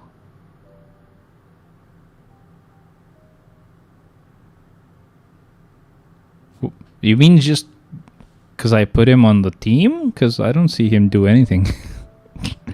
I think he just showed up. He got like a participation reward. That was it. Award. You get what I mean. Oh boy. Also, how do you want me to deal with it? Do you want me to just open chests as I get 1,000 tokens? Or do you want me to wait, finish the whole clear of Shadowland, and then open the 2 or 3 chests? Or do the 2 or 3 10 pulls that I will do? Do you just want that to happen over time as I do the clear, or just in one go? That's basically the question. We're gonna move on and use Ancient One. Why did I do that? This is good. I don't know, whatever you want. It's up to you. Do we want to get disappointed slowly or in one go? One go? All of them? Okay. You know, sometimes you get very, not addicted, but yeah, basically it's kind of addiction. Where you try to rationalize how the luck would work. And you think, okay, maybe the fact that I'm doing just one pull every time, like doing a 10 pull, maybe the game thinks, okay, let's give him like some bad rolls, and then if he keeps going, we'll give him something good. And you're like, maybe I should actually pull like 3 of them back to back. Game thinks that I'm doing it, and I'm gonna keep pulling, so maybe it's gonna give me some reward. Yes, sir. Keep excusing very annoying behavior. Yes, sir. Look at her. She has a mighty rage. Very cool stuff. I missed out on the chance of getting a brilliant rage, because I had a brilliant CDP of destruction that I could just. I would not mind converting into a rage, but yeah, I just was out of crystals at the time, and I was very poor, and I still am very poor. Man, if anyone can become a member or donate, that would be very helpful.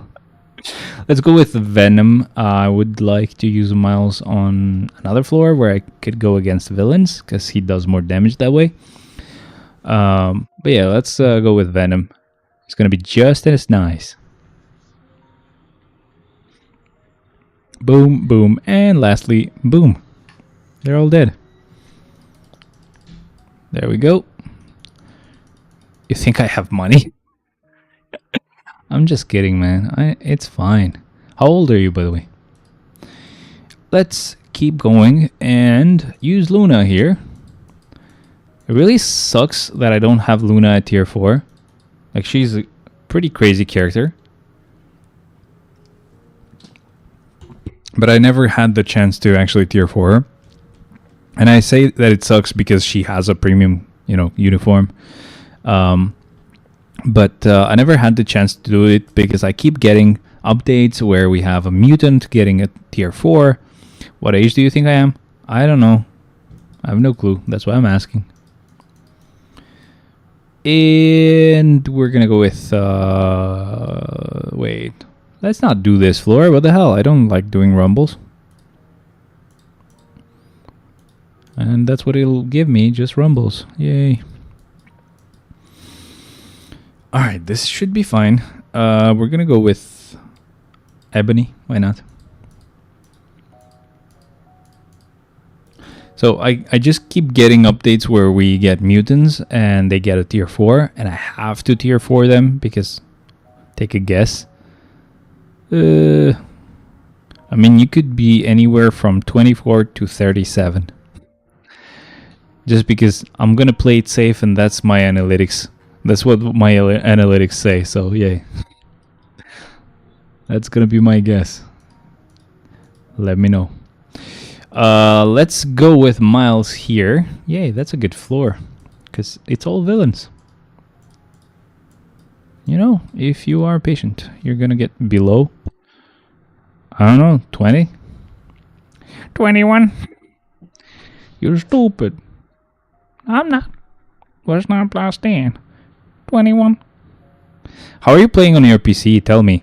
With an emulator. The emulator that I'm using right now is LD Player. You can also use BlueStacks if LD Player doesn't work well. And it's easy. I'm 15. Nice. Awesome.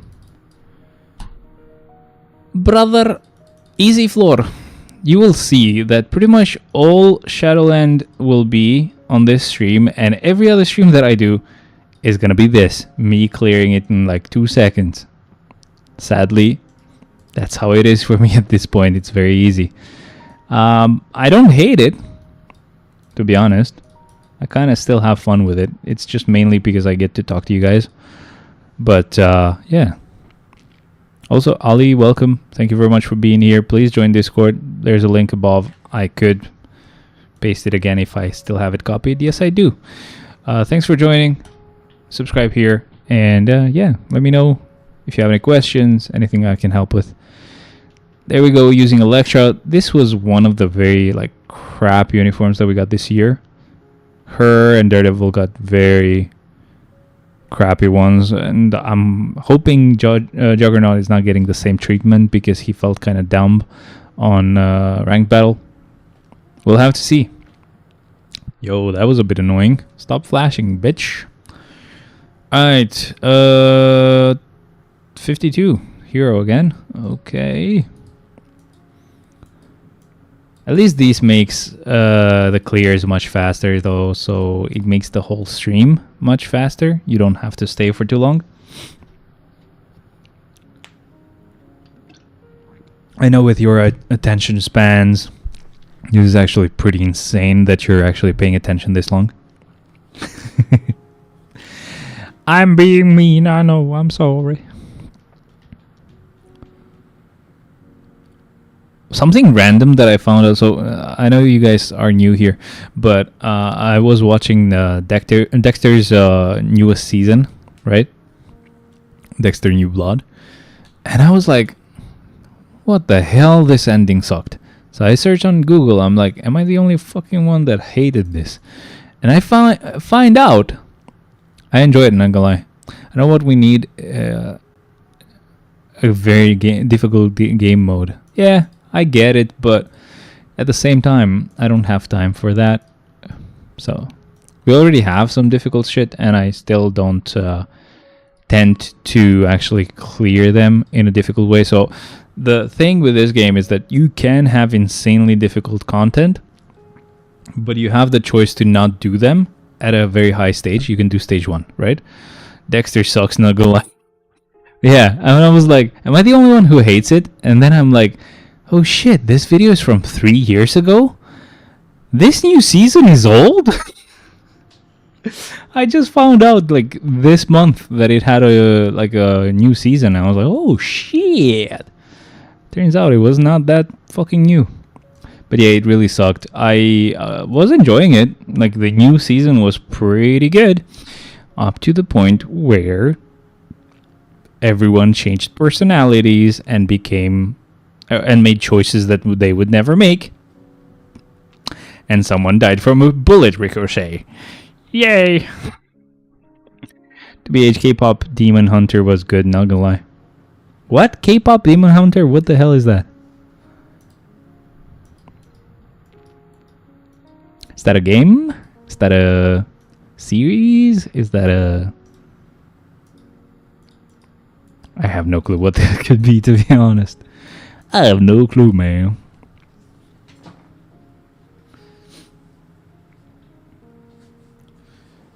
I think it's still good that you moved to YouTube. I don't know if Twitch was giving you trouble, but I've noticed that there's been like a few weeks now. I can't figure out why. The bitrate keeps going up and down, and it just keeps kind of stuttering once in a while. And that I hate a lot. But even if it wasn't doing it this time, I think it's better that you came here because I focus more on YouTube anyway, and I have higher settings for YouTube, like quality wise, so it should look better. Sony movie, nice, I guess. What? I will go ahead and search just to check what it is, though.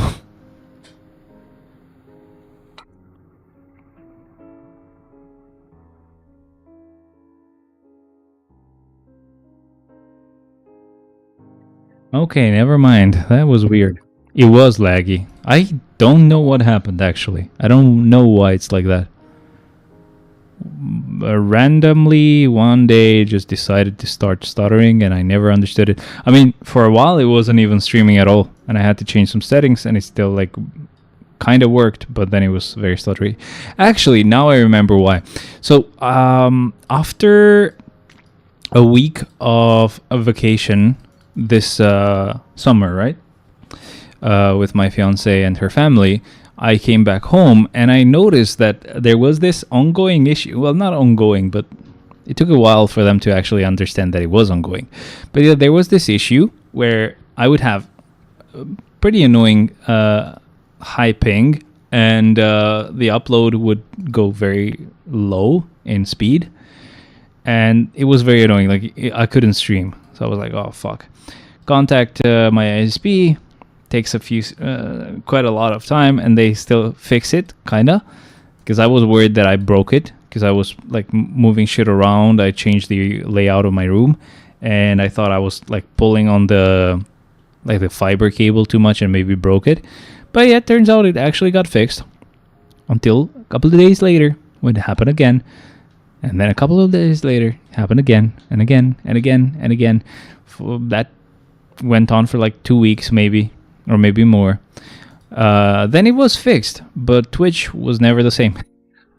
I don't know if it had anything to do with it, but there's nothing that I have issues with, like no issues with the internet anymore, and Twitch still has an issue. I really don't know if I've messed up with the settings somewhere, or if this plugin that I use for OBS to multi-stream is just fucked now. I don't know.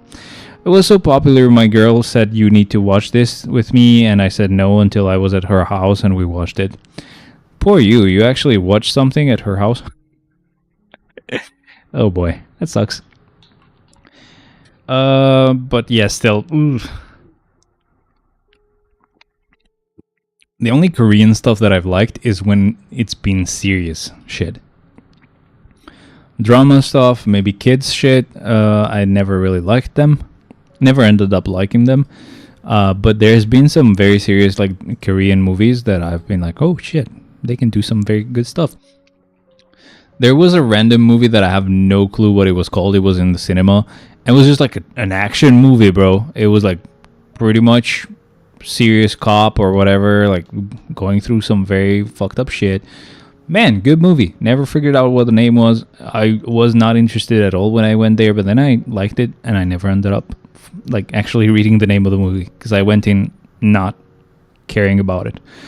Then obviously Squid Game, and then it was Parasite, and then Squid Game 2, very blah, with some characters that they introduced, and with the ending. I didn't like the ending. It was good, but I was like, when can we watch something I like? That's usually what my fiance says. I usually choose what we watch. Well, I would do so whenever we had like a lot of Marvel content coming out, like when we had a lot of like just series after movie and series after movie after series after movie. That's when, you know, it was always going to be like, okay, shit, we have the new episode of WandaVision, right? Or wait, we have a new movie coming up. Well, with movies, we would go to the cinema, and we still go to the cinema as well. Or we still go to the cinema whenever it comes to movies. But whenever it's about like series, we would just watch that. And for a while, it definitely felt like, I get it, it felt like I was choosing everything. So it's been quite a long time that she chooses, and her choices are very good. And then once I was like, you know what, you just keep choosing every time, can I choose something, blah blah blah. And I was still gonna be around like the same theme, because usually when we're not watching anything Marvel related, we either start a series that we take ages to finish because we don't get time to actually watch, or we would watch maybe like some like kids movie, like animation, like old stuff, Shrek, I don't know, some Barbie movies, anything like, because they're fun. And I was like, you know what, I'm gonna choose one. And I chose one. It was called Dolphin Boy, because it looked fine on the picture, on the page when I was gonna open it.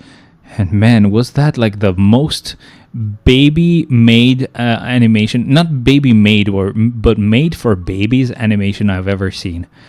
I was like, you know what, never mind, you choose. We stopped it at like the first 3 minutes, and I was like, yep, never mind, you choose the next one. You choose what we were watching even now. Actually, never mind, we're not watching this. Yeah, very very unlucky choices. But we've had some very nice like animated movies recently. I can't be sad about it at all. Like one of the best ones has been what was it called? Shit, do you know that one movie where it's like a fantasy world where magic just exists, but everybody is so lazy that they're like, oh shit, electricity, we can get stuff automated. Who cares about magic? Um, damn, and like they get a spell to get back a family member. But I'm not gonna show you, tell you what the plot was or anything. So I'm gonna stop there. But like, if you know what that movie is, man, is it a good movie? Man, is it gonna make you cry? And especially Encanto, being a person that likes music a lot, and how music works and how music is created, how music just, I don't know. Encanto is insane. It's very meticulous with everything, and like if you haven't watched it, holy shit, watch it right now. Also, we also went to watch the Fantastic Four movie, and she liked it, but wanted it to have more action. Yes, agreed. Actually, yeah, it didn't have a lot of action. It was more setup than like the usual Marvel stuff. I liked Thunderbolts. I didn't really go in with any expectations, but holy hell, Thunderbolts was very good. I should rewatch it. Usually, it's just because we don't have a lot of time anymore. But usually, what we would do is once we would watch a Marvel movie in 3D and shit, we would rewatch it here at the house with the 4K TV. Because technically, when you watch it in 3D, it's 1080p. But man, we haven't done it in a long time, and I kind of want to watch Thunderbolts. Yeah, I agreed, but I like the family focus. Yeah, it was pretty good. I did not expect that. Marvel has gone so far away from like family-oriented stuff or just like normal people stuff, and not some weird ass agenda or whatever. Ironheart was weird. But yeah, like Thunderbolts was amazing. I kind of hated how much they were messing with John Walker, because I'm actually a fan. But then turns out they were just fucking messing with him, because they were messing with everyone. And then when it comes up, like they're talking about like what's happened to them or something. I don't know how it went, but like at some point he reveals that his wife left him and whatever. And Yelena is like, that's it. Holy shit. They're like, oh fuck. Okay, they're not messing. They're just messing with him. They don't hate him. And they're seeing that his life is trash now, because he just followed orders to a T. I don't know. I think that was one series that was the first series that I hated with passion. From Disney Plus. Up to that point, I was fine with even Hawkeye. That was fun. I kind of already understood that they were replacing Hawkeye, but in a way, I didn't hate it. She was not a bitch saying like, oh shit, never mind, I know better than you. She was acting like a kid because she was a kid, so obviously she didn't listen to Hawkeye every time, but she would still understand that he knew better, and still, kind of had a good relationship with him. They gave him the importance he needed or he deserved, and not like with other characters that they replaced, like Casey Lang with Ant-Man. She was like so righteous, blah blah. Yeah, we're doing this for the community, blah blah blah. We're stealing shit, we're vandalizing because like blah blah. We're gonna need to make changes. I do like Marvel now, but Ironheart was something. Man, Ironheart was just a villain. He killed someone, and not for the right reasons. I personally am not completely okay, completely against killing. Like whenever it happens while you're in a fight, or you're a soldier, or like something's happening, you have to end up going that far. It can happen, but when she's like, okay, this guy is about to die, he's just looking at me, pleading to get some fresh air, or for me to just get him out of there, and I just let him die because he might reveal a secret, even though I have a fucking super suit where I can just go wherever I want, and this evil guy that will find out about the secret is not gonna be able to do much about it. So I still don't lose, but 69, by the way. Nice. POV me playing a shooter game with bro. yeah, the conversations you actually get into. But like, man, yeah, she's a villain, dude. Seeing Sacha Baron Cohen was fun, as Mephisto as well, and that was a sad a sad series or movie to introduce Mephisto on. But man, Sacha Baron Cohen, I didn't actually expect them to go with him as the character. It works. I don't care. I don't know, man. Such a bad movie. But yeah, like the Falcon and the Winter Soldier was such a shitty series, and you know what the problem is? I don't pay attention much to writing and stuff like that. I just notice it, but I don't know why I notice something being off. And that's how I felt about that series. It was just kind of boring, and then it just felt off the whole time. I was like, what's going on? Why do I not like this shit? Why am I getting angry right now? And then I've been just watching some people's videos as a retrospective after, Thunderbolts released. They were talking about John Walker, and I already had at least one argument that people had against John Walker. They were like, oh, he's the Captain America that kills, or like the Cap that kills. I'm like, am I fucking wrong? Have I like remembered shit wrong? Didn't Cap kill people as well in action? He was in the army.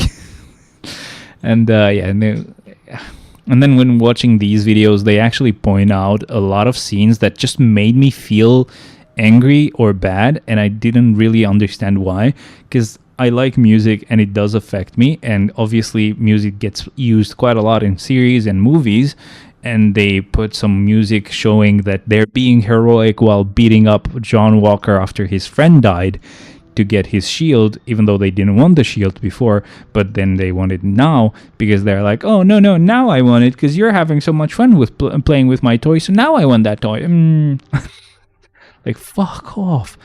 And I didn't get it at the time because I was like, what the hell? But yeah, like, hell yeah, man.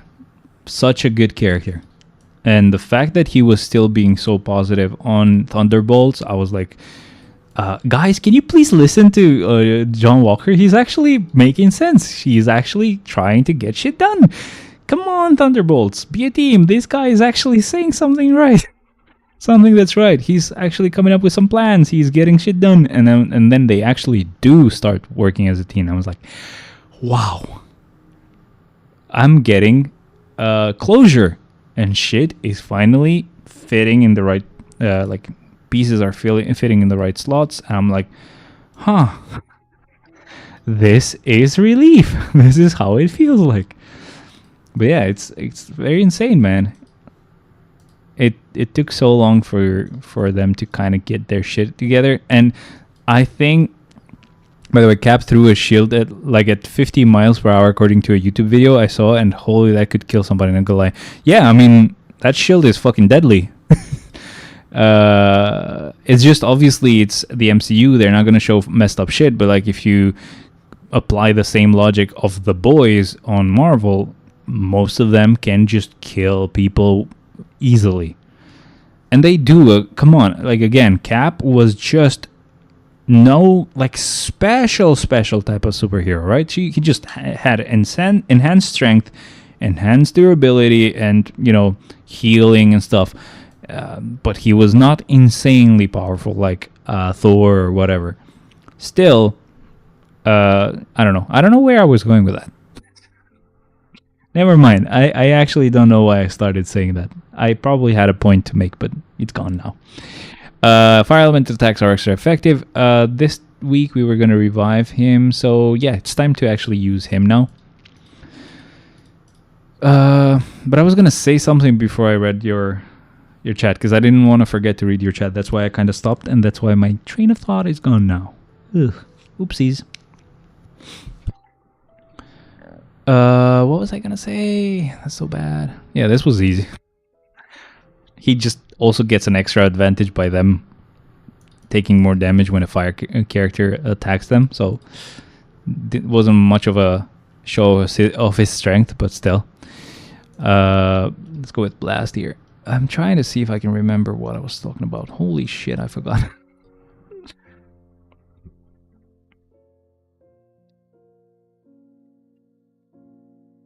Oh, yeah. I was gonna say, and this is nothing to do with Cap's thing. I just started mentioning it for some reason. I don't know why. But I think the fact that we got Thunderbolts, a lot of people like on their YouTube videos, they're like, oh, look at what happens when somebody does a proper movie, or they're maybe getting their shit together, blah, blah, blah, whatever their point is, right? The problem is here. I've seen a lot of videos that get pretty hopeful, right? But that's very false hope, and it's not going to happen. The problem with Marvel is that it's very, very fragmented, right? And I don't think that it's all handled by the same person. As far as I know, sure, you have a couple of people that are like producers or executives at the very top, and stuff goes by them, but they don't have a very tight leash, and details get messed with, or stuff gets forgotten about. They never mention it again anymore, whatever it could be, right? And that ends up just creating not loopholes, but just like, what's the word for it? Like, there's a word for it. Anyway, they create issues with the story. They create problems with like fans. People don't like them anymore. They create a lot of moments in these movies where characters get introduced and then shit doesn't happen. Like, there's no point to them existing, or the end credits existing at all. Doctor Strange and the Multiverse of Madness was creepy, honestly. Like, holy shit, Wanda was cooking. I think now, movie wise, that's when shit went to where everything went to shit. Series wise, Falcon and Winter Soldier, just in general, but multiverse wise, it was What If. And What If came out right before the Doctor Strange and Multiverse of Madness, and I was telling my fiance when we were watching it, because like really soon after we were gonna watch the movie, while we were watching What If, I was like, you know what, this is fucking scary. This might. I'm not liking how easy they're killing off characters just because they're from a different universe. It's apparently fine to have everybody become a zombie and everybody dying, and then people just dying left and right, even though they're fan favorites. It's fine because this is not the main universe. This is a different universe. And then we get Multiverse of Madness, and they just kill people left and right. And I really fucking hated it. And I also, as much as I love Deadpool and Wolverine's movie, they did kill off a lot of characters there, man. Pretty much every Fox character got killed off, apart from Deadpool, Wolverine moving over and continuing their stories or whatever you want to call those. But yeah, they pretty much mentioned, oh yeah, Quicksilver is dead. Oh yeah, Magneto is dead. Mr. Fantastic is dead. Oh, also, let's actually... we know what guys like. Guys like Johnny Storm, right? Like the kind of playboyish type of Johnny Storm. He was kind of like a ladies' man, blah, blah, blah. Let's kill him, but on screen. In a very fucked up way. Fuck off. By the way, Marvel Zombies is becoming its own series. Yeah. I mean, that is one universe that, again, I just took that as an example, but most likely there were other episodes that I really hated on What If, because they were killing people left and right. But I just got that as the first thing that came up in my head. But yes, okay, Marvel Zombies works as a multiverse thing, because you have a special universe where shit happened and everybody became a zombie, and it's a fun thing to think about, and it is definitely a what if situation, right? But if you have that excuse of multiverse existing, and then you can go and make Doctor Strange just hop in and out of everywhere and destroy a lot of universes just to try to save his love or blah blah, man, that's not a what if story. That's just you being able to kill off characters just because why not? Because, you know, there's so many universes. Bahaha. And yes, right after that, we got Multiverse of Madness. They killed Black Bolt in a very retarded way. They killed off... I mean, not killed off, but like they killed Mr. Fantastic. played by the guy from The Office. He kind of had like it was kind of his wish to be able to play that character, and what he does is he ends up playing that character, getting shredded, and along with it, his dreams of playing that character. I mean, technically, that didn't mean that he was not going to play that character anymore, but the fact that we got this creepy dude playing Mr. Fantastic now, that killed off that character, that guy's dreams. Bro, Mr. Fantastic was dumb, not gonna lie. Yeah, it was. Black Bolt was even dumber, though. It's very stupid, the way he died. I mean, the way they killed him. And that was the most annoying one, because you know what I was doing? I've watched most of Marvel stuff, right? And before that movie, I actually even watched a very bad series of Inhumans that I didn't even hear about until then, that it had existed, and I actually watched it. It was just one season. Obviously, it had dropped because it was not really good, but it was the same actor, kind of continuing that, not legacy, but that story in a way. Not really specifically that story, but just using the same actor just so people would recognize it or whatever. And I watched and bared with that whole season of very bad acting, very bad effects, just for him to die immediately. I swear to God, bro. Agents of S.H.I.E.L.D. was better than that series. And Agents of S.H.I.E.L.D., he's kind of bad. Up to like maybe, I think the first two seasons most likely would be where they're still getting around to getting used to each other, their own chemistry or whatever, and the whole Marvel and superpower stuff. Most of it is still just kind of like an agents type of show, but it ended up being kind of fun. And Phil Coulson ended up being kind of a badass, so I liked it, man. Another series that was not the worst was Agent Carter. As much as I didn't like seeing, female Cap, because why not? Because we can make female Cap just randomly because it's a different universe. On that series, she didn't become female Cap. She was actually being her, and that actually was way more fun than seeing female Cap on Multiverse of Madness. And on What If that as well. But yeah, actually her being an agent and whatever, like super agent, very cool, spy, 60s vibe. I don't know, he was very old, right? A lot of fun. I actually enjoyed it. If you want to find some random series that you might have not known about from Marvel, that was pretty cool. I'm kind of rambling on about Marvel. I mean, that's the point. We love Marvel. I was going to say Marvel Future Fight, but just we love Marvel in general.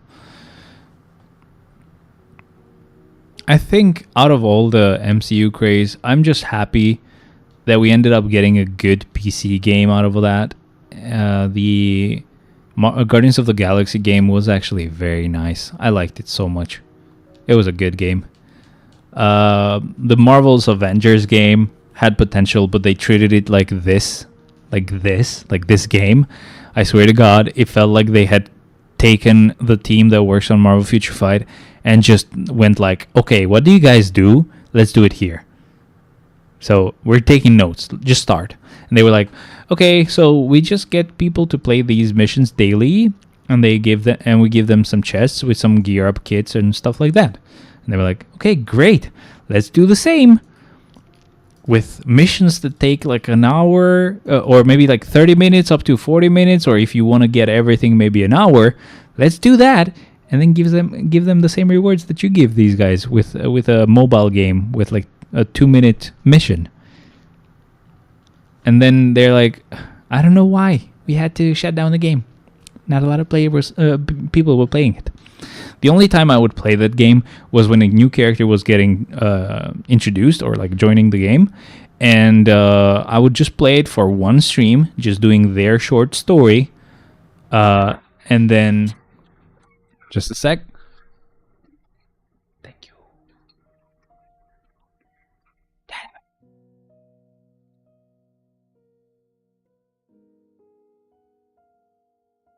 And we have food. What was I saying? Yeah, I would only play it just for that much. And maybe a bit later, I would play a bit more just so that I would upgrade their skills to where they would use all their abilities, because that's how it worked. You had to level up and unlock more skills, just like the skill trees usually work on games. But yeah, after that, I would just not play at all because it was a very boring game. And it felt like you were not making any progress. No matter how upgraded your characters were, how much you had leveled them up, your damage was still trash. It still felt very annoying to kill one boss. It felt like you were doing a huge fucking World of Warcraft raid. I never played that game, but I still know what it's like. And it was like you killing Taskmaster as Thor.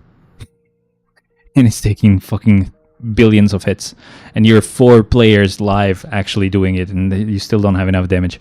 Anyway, also, am I the only one who thinks Rivals shouldn't be able to make its own characters, because it has like 4 characters? I mean, Jeff the Shark is an exception, not gonna lie. So Jeff is Jeff is not actually a Marvel character. I kind of searched it, I think, when I saw it, and I thought it was a Marvel character. Are they actually, have they already done that, or are they doing it soon? I mean, technically I can't get mad about it, as long as Marvel has given them the option, not option, but the right to. I can't say that I can't complain, because technically Marvel Future Fight has done the same thing. Can't fight. I can't say anything about it because I would be a hypocrite, right? We all like Sharon Rogers. We all like Luna. We all like, and I think the Warriors of the Sky are also originals, if I'm not wrong. I may be wrong on that. White Fox, I think, is not an original. I'm not exactly sure. I've kind of lost track of everything because we've gotten so many characters in this game. But I don't know then. So let me know. Have they already released anyone, or are they gonna do so soon? Because I read something about it, but like just the title, and just skipped it because Marvel Rivals is just not the type of game that I would play, sadly. It looked okay. It ran like shit on a 3080, so fuck them for that. And it was very annoying. I just don't like games like that. I swear, I just never really liked those types of games. I've played Genshin for a while, and even that had become quite boring. I kind of got back to it a little bit lately, just to get some characters, but it's still like I can't keep up with how many like story-based shit there is. It's very annoying that you can't skip the cutscenes or the talking things. I would use not a bot, but it was like kind of like a little cheat thing, just to just skip the conversation, and I would be able to do my dailies really fast and do the events fast enough and just keep up. But like, they started actually catching on to that and banned me a couple times. So the first time it was a week, and then again, because I was a bit more careful, I thought maybe I made a mistake, and they did again. It was for a month, and then I was not gonna mess with that anymore. I'm playing it normal, but there's no time because there's so many events, and when there's events, there are some events that have a lot of cutscenes. So for the first time on the last event of Genshin, I did actually miss out on quite a lot of stuff that really sucked, but oh well. No, it was but it was a whole bloody controversy, and not gonna lie, I do think I don't like it. Like, they should wait a little longer till they do that. I get it. At least, oh shit, they killed me. They messed me up. Let's redo it. I get it. I would agree with you if that's your point. Like, to just, okay, they can do it, but not right now. They've only released like a few characters. That makes sense. Yes, I agree with that. But yeah, I'm guessing obviously it's a company. They are a bit greedy because technically they became very huge, so they shouldn't complain, or they shouldn't really need to do that just yet. But it's a company, they want a lot of money, so having your own original characters most likely would give them royalties and stuff. So yeah, I get it. It would suck. I don't know how. I don't know if the characters that I mentioned are actually originals. So I know Luna and Sharon Rogers are. I'm not exactly sure about White Fox and the Warriors of the Sky characters. I think Swordmaster existed before. I'm not exactly sure, but yeah, like I at least like them. The ones that Netmarble has created, I like them because they have kind of stayed in the same vibe that Marvel has with the characters they've created. But I'm kind of fearful of what NetEase would make. I don't remember. I think NetEase was a Chinese company, right? That's always great. Oh boy, they're everywhere. And I don't mean Chinese people. I mean the government. I mean the Communist Party of China is everywhere. I don't mind Chinese people; they are good people, but the government sucks, and it mainly sucks for Chinese people. That's why I'm like, the government sucks. Let's see who we're gonna get to use. It's Magic! Yay! We were talking about Marvel Rivals, so it's her turn. I mean, I'm Chinese British. Awesome, man! Holy shit! Awesome. What's your name, by the way? Definitely is not Bonnie Blue.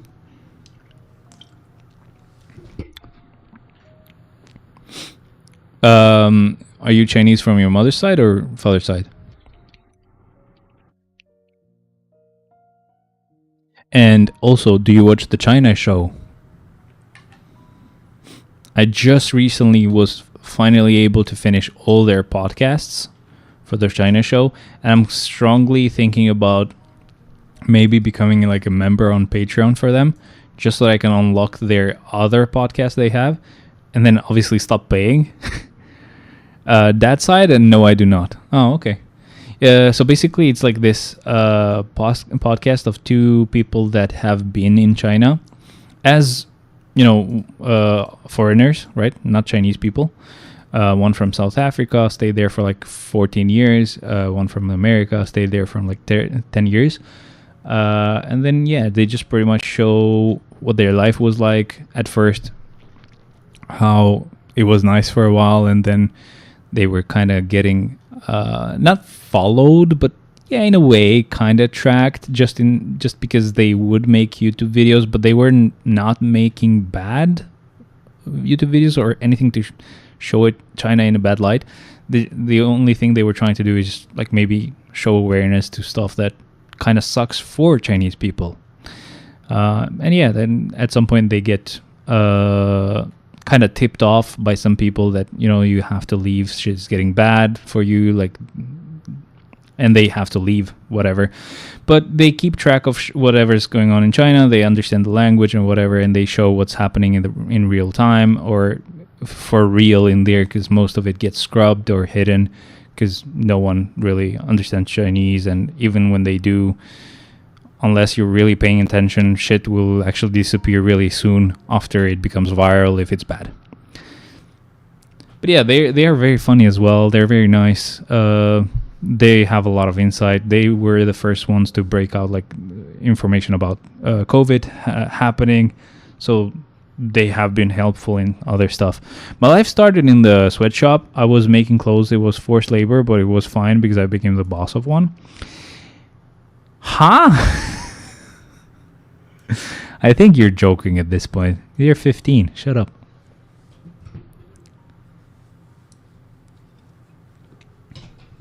Were you mocking one of their stories? Like you were saying that as a joke as to what type of videos they would make, or what? Because like I don't believe that. Let's go with cable. Let's go with cable. I don't think we will get enough tokens to do 3 polls. I think you were joking. Okay, asshole.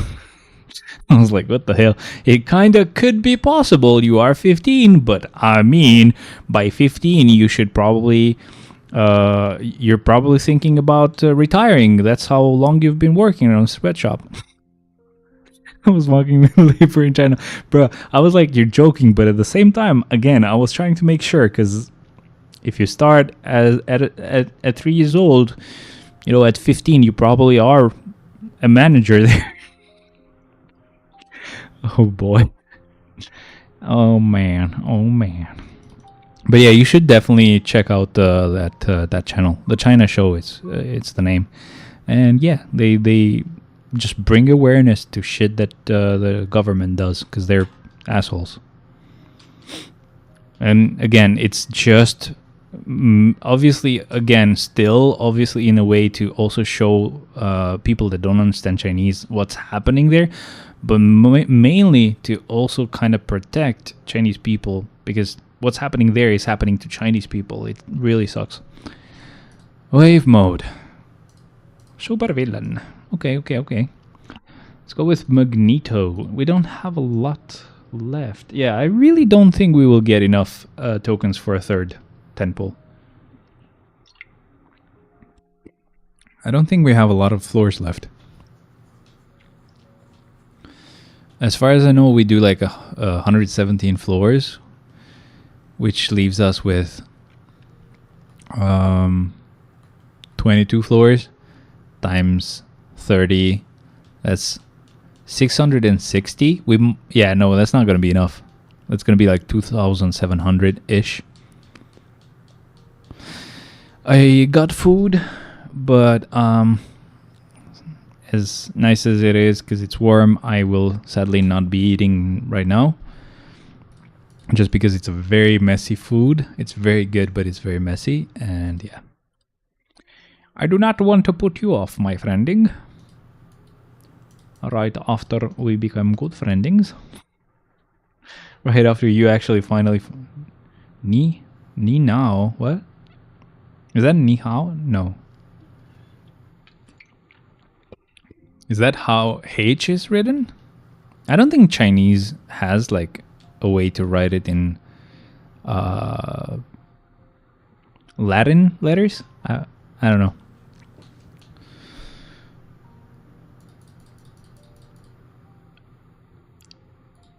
Man, if I had all the time in the world, I would love to learn Japanese, but also Chinese. As much as I don't care about China or the country itself or like the government, I think it's a very fun language to learn. That's how you would write it. Oh, okay. So yeah, so there is a way to then kind of write it in Latin-ish letters. Oh, I know about Ni Hao. I mean, that's probably where it stops. That's all I know. Obviously, then I know just a few more things. Like I know Chabuduo. 3 years is rookie numbers. Edwin Osore. Welcome. 3 years for what? I don't remember. What?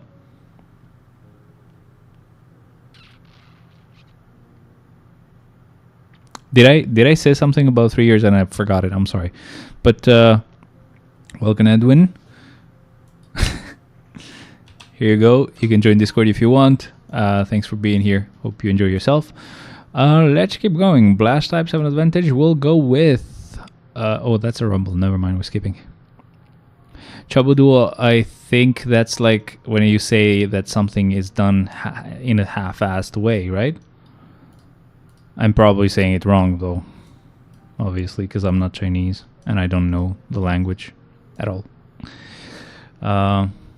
What else? Because I might have heard like an expression here and there. That's well. There's how sure and how her. How her. How her. How her? I don't know how to say it. It's very hard. You have to like really think about how you're pronouncing it and the actual tones that you're using. POV China gets the update every 500 years and just keeps on getting stronger each time. Oh boy. It really sucks, man. And another reason why I was such a fan, or like I was following that podcast quite a lot, is because the country I'm from, I'm from Albania, by the way, and I live in Albania. It's not like I live somewhere else or anything. Has been a communist country not too long ago. Like I think 1997 was when we stopped being a communist country, and you do see the same. You don't see the same thing happen government-wise, even though it's slowly getting very annoying because we have this prime minister that has won for the fourth time, and he'll rule for not rule, but kind of rule for 16 years at this point, or when the fourth mandate ends. I mean, sorry about that. By the way, the mic kind of started to fall, so I wanted to catch it. It's a bit heavy. It's very annoying. But mainly, I also mean it about like the behavior of people themselves, of how uneducated people are here in Albania, how shit is like whatever. I don't even know what exactly to give as an example, but something like there was this a weird event for like I think for 100 years of Albania's independence, and they made a huge cake, and you can guess the rest. I don't really like Albania, but only for Kosovo purposes. Why? What has Kosovo done for you? Done to you, man?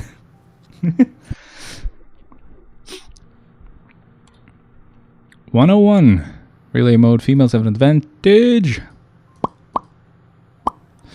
And it's gonna be Storm. Cool. She's actually very strong.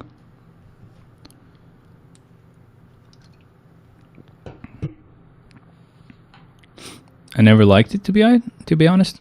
Huh, okay. I don't care either way about Kosovo. I mean, technically, it's a different country at this point, but it's the same people, right?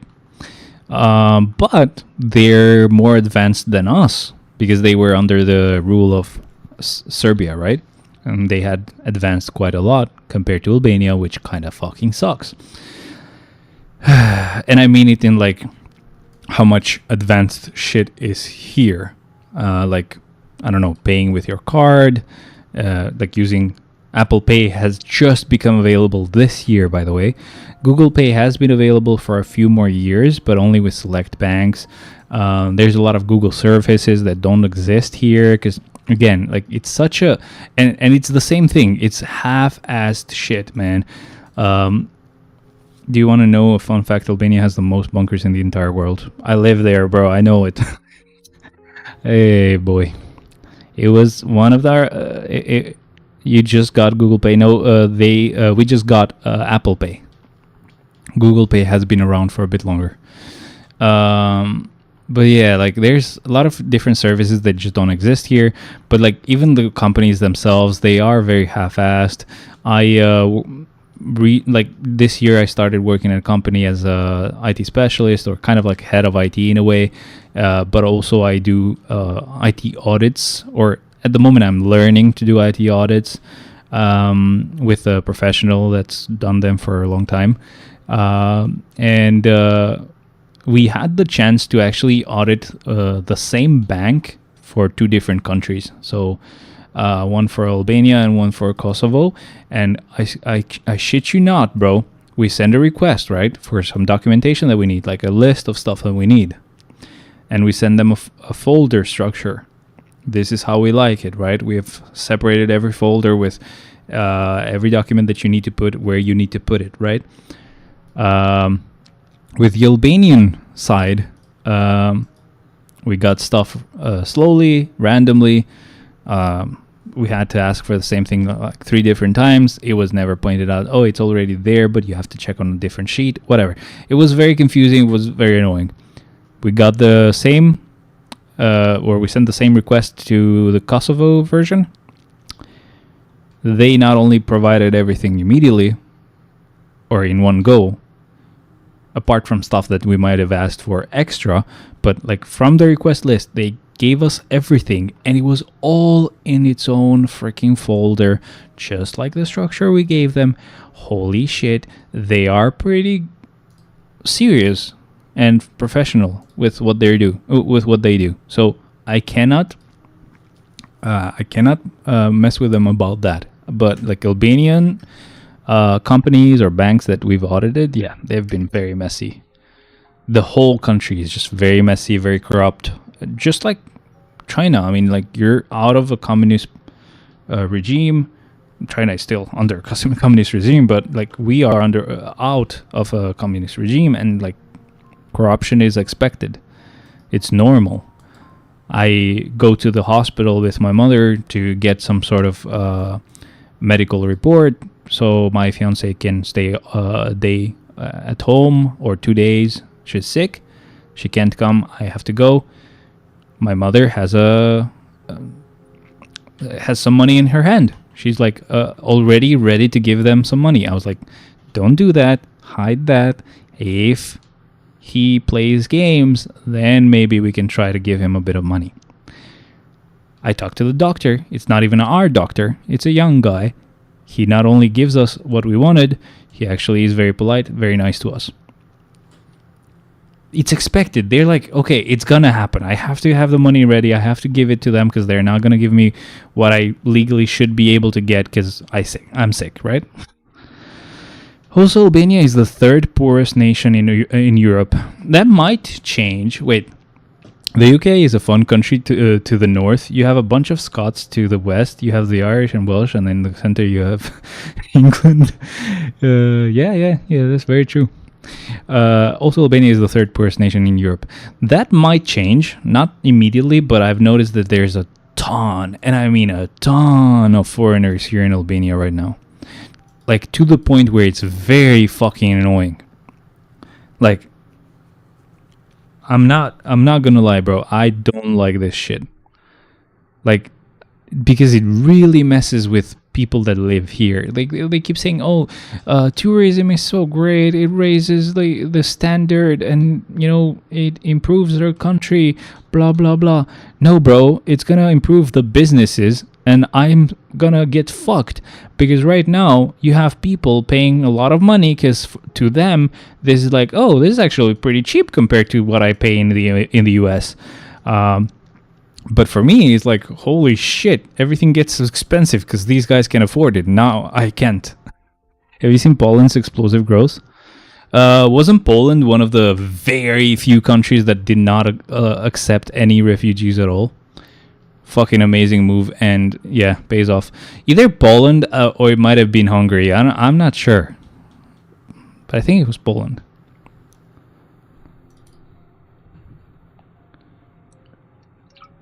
But yeah, I mean it to like a very annoying degree. Like, you go out in Tirana, which is where I live, which is like the capital of Albania, and throughout most of Tirana, right? You do not, like, you almost don't see Albanians at all. Bro, try being a nation that has a lot of tourism. It's becoming a reality right now, and not only a reality. It's not only tourism. It's like tourism / a lot of people are actually coming here to work, which really fucks with this country because this country is a poor country, right? And now you can't get a proper wage, or you can't get a proper job because someone else has gotten it. They were fine with shittier wage because they come from an even worse country. Fuck. It gets... Everything's very weird right now. I mean it. I was in the airport around summer to like get my parents. I think they were in the US. I don't know if... I think it was when I was picking them up when they came back. Bro, I was seeing hordes of just foreigners. I was like, what the hell is happening here? There's not enough taxis in Tirana to get these guys from the airport to Tirana. I don't know what the hell they're doing here. At least if they're coming to Albania, they should go around the beaches or wherever there's like tourist related places. What the hell are they doing in Tirana? And then lately I start hearing they actually even fucking start working here. I'm like, oh no. Bro, the UK is so fucked. As of right now, basically Western Europe is screwed. Yep. The good thing about Albania at least is that we are okay with every religion, but we are not a place to or a people to be messed with. Like, if the same shit happens here, like in UK, where you get a lot of freaking refugees that are women and children, but you see like grown men with huge ass mustaches, right? And they get a freaking huge area in Tirana, and it's closed off. The police cannot go there because they have no more laws in there. Like, they're gonna get jumped. If it gets to that point where you raise your UK flag or your Albanian flag on this region or this sector of the city, and you get 2 years in jail for that, even though it's UK or it's Albania and it's your country's flag, bruh, Albanian people will fucking murder everybody and just get them out of the country. Not like UK. Not like UK with the police being like, oh, I know this is UK and you raised the UK flag, but you did it right in front of the mosque or like where they live, and it was definitely being done in an inappropriate or a malicious way, so you get 2 years in jail. Fuck. But I went to Frankfurt for a week. I came back to Americans being like, say bottle of water, and I'm like, shut the fuck up. Wait, what? Where's the Americans? Where do the Americans come into this conversation? Like Frankfurt? Isn't that in Germany? Or is it in, is it a Swiss country? I don't know. I don't care. Discord link doesn't work. Sorry about that. I thought it was okay. Just give me a sec. I'll give you a new one. Because I lost the one that I had created to be available forever, so that's probably why it's kind of expired. There it is. There we go. So I should actually just make this link a forever link, I guess. So expire after never, no limit, generate new link. Hey, no, it's the same link, bro. The link above should be the forever link. I don't know why it hasn't worked then. Whatever. I'll save it somewhere just so I can try it later with someone. There it is. Okay. But yeah, thank you very much for joining. Yeah, but I went back to the Newcastle and there was so many Americans. Oh man. Okay, Americans are annoying. Yeah, pretty much, to be honest. We have a lot of like random people right now, so I can't say there's a specific race that I hate. I hate everybody that's not Albanian at this point. Oh man, it's very annoying.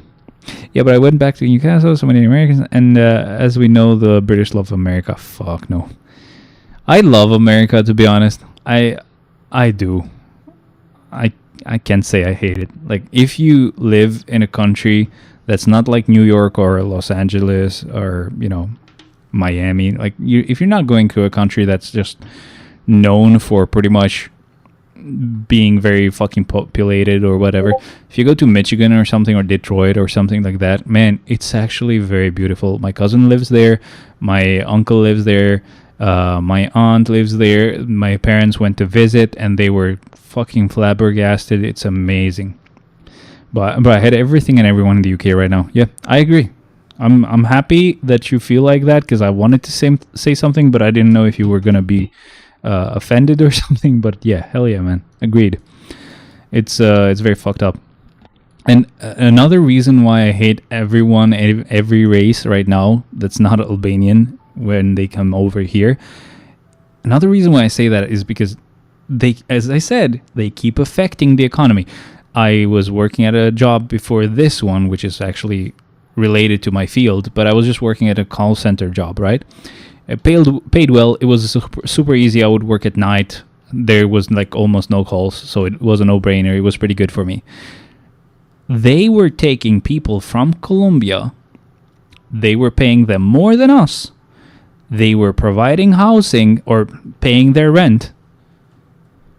And I was like, what the hell, bro? Like, hell no, pay me the same. How about you pay me a portion of my rent? Maybe don't pay the whole thing. Pay a portion of it, right? It's not fair, is it? It's very fucking annoying. I was very mad at that. Oh boy. I'm getting angry.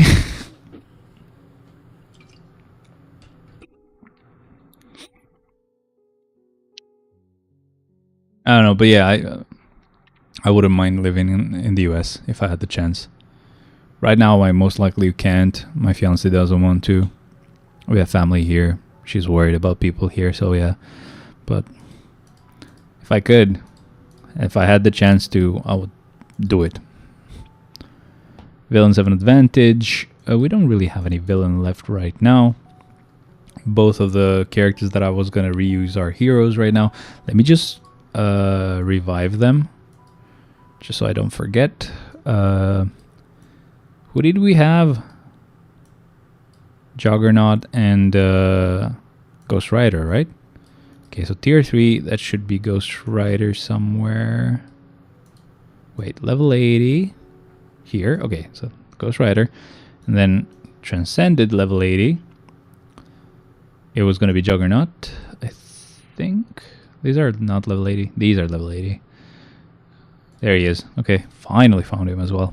But the people here get the benefits, and I'm over here and I get no fucking benefits right now. Yeah, I know. They get to coast with money that you generate for the country. I'm just very fucking annoyed. I'm glad we agree at least. It was very bad, man, because I was like, oh shit. I might say something that annoys him. Oh. But yeah, you're going to fit right in, man. Awesome. I mean, they don't even work. Oh, dude, I'm aware. I'm all up to date with what's happening in the UK. And I think the same thing was kind of starting to happen in France. I mean, you're saying that it's all Western Europe that's getting fucked in general. And I'm sad that maybe Albania will go the same route. I don't know. I went to Italy not like just a month or two ago for like an Avenged Sevenfold concert. I'm kind of happy that they held the concert in Milan, but like on a pretty remote neighborhood.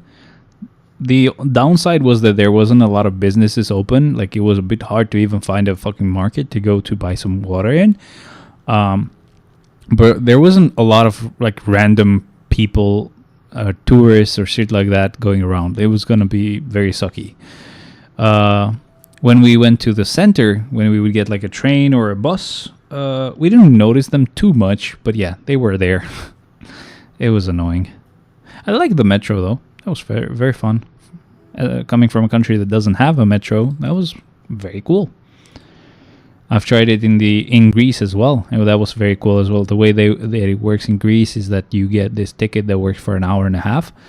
And as I was going just to visit the metro and see it, kid my age just hands me a ticket because I was like, what? Why did he do that? Is he actually advertising something? And they were like, no, he's giving it to you because he thinks you're going to get on so you don't pay.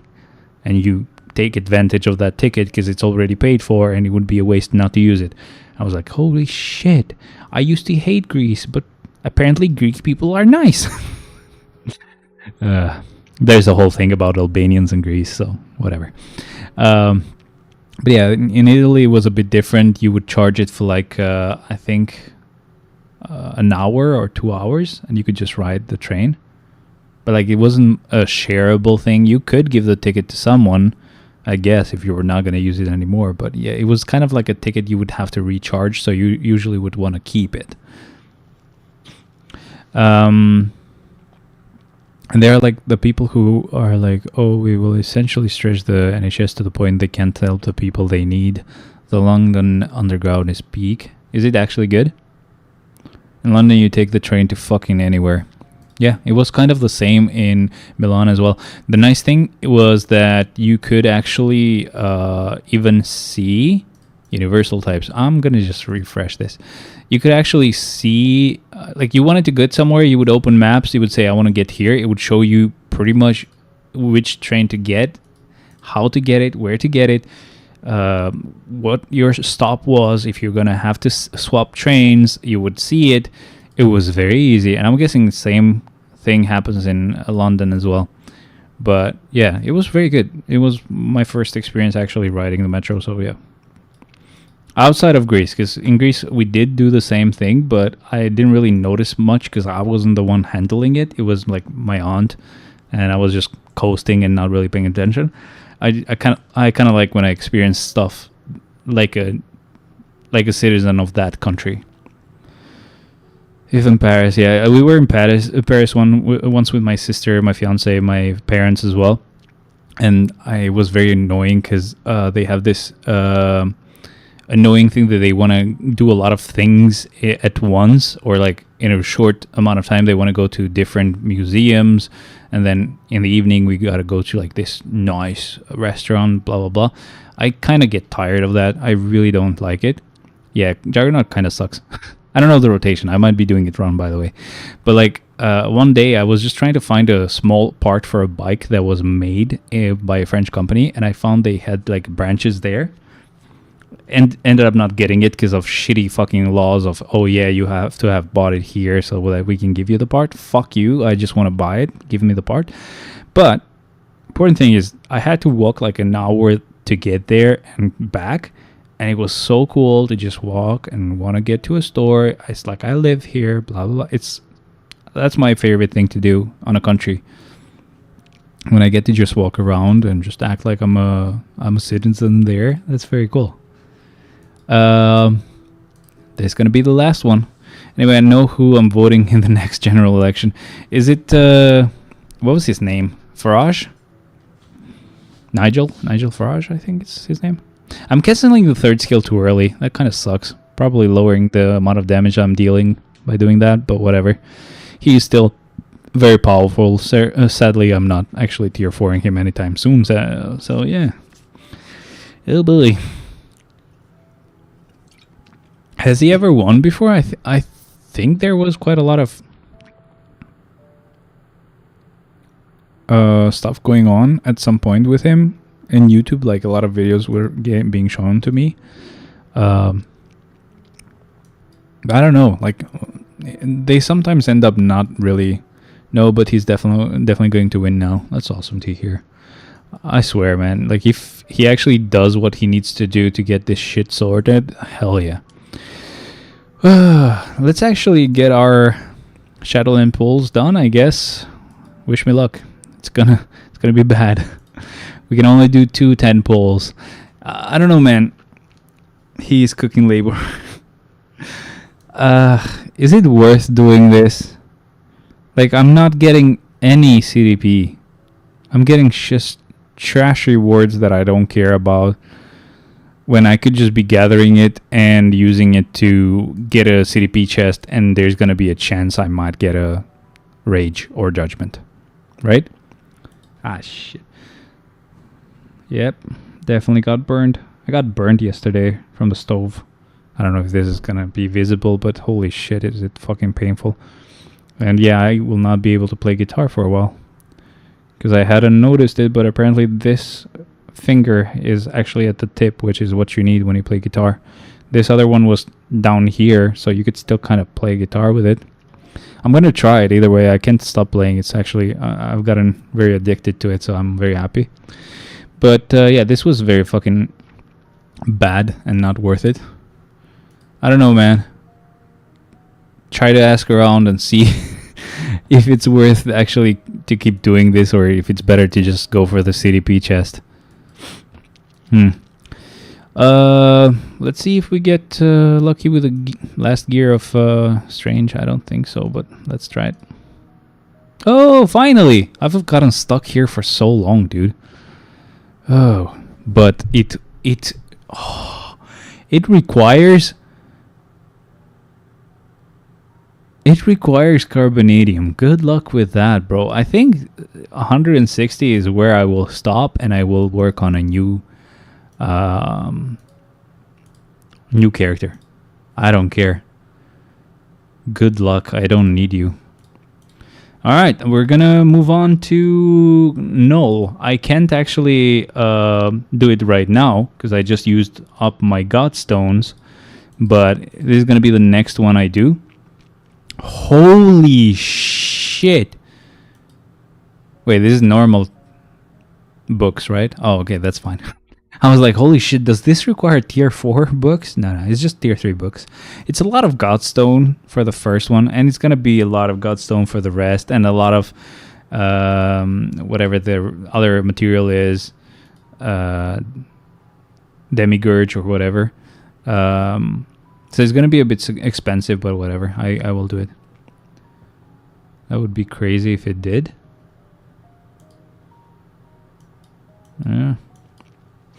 Yeah, man. I don't know. I'm not wasting carbonadium on this guy, and I already got the amount of dodge that I needed, all the stats that I needed from that gear, so I'm all good.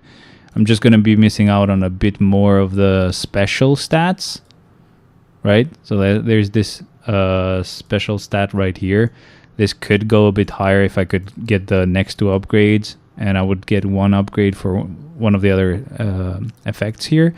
But no, I'm not wasting carbonadium. That's for later on. That's for when I'm done with all the tier 4ing and stuff. This is so in the future type of shit that it's not even funny.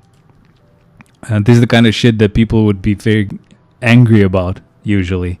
But like they don't understand that Netmarble gives us some game modes or some upgrades that we can do much later in this game. But they tend to want to spend money to just get the shit done right now. So that's a problem for them because it's very expensive. And yeah, you get what I mean. Anyway, it was kind of shitty. Please see if it's better to just gather tokens on Shadowland and just go for the CDP chest instead. Because if Reforms wins, we turn into essentially what Trump is. I really hope so. I thought he actually did win. You know, when Brexit was happening, I guess he might have just swayed people to vote a certain way about that decision. Maybe that's what happened. But like, yeah, I don't know, man. Maybe it's better to just go for the CDP chest. Oh, the game crashed. Yep. Whatever. Yeah, I think I might just... This was my last try. I'm not going to go for the Shadowland chest anymore. I'm really sorry. It was trash. I will go for the CDP chest for every game mode that gives you a CDP chest, apparently, from this point on. So, yay. I still have to do Alliance Battle Legend to get this last one. But, yeah. That's pretty much it, man. We got okay rewards. Obviously it's trash rewards at this point on Shadowland, apart from when you get a CDP chest and stuff. But thank you very much for being here. I think this is gonna be pretty much it for this stream, man. It was a lot of fun. I'll see you... What? Sabbot? Okay. Oh my god, it's so hard.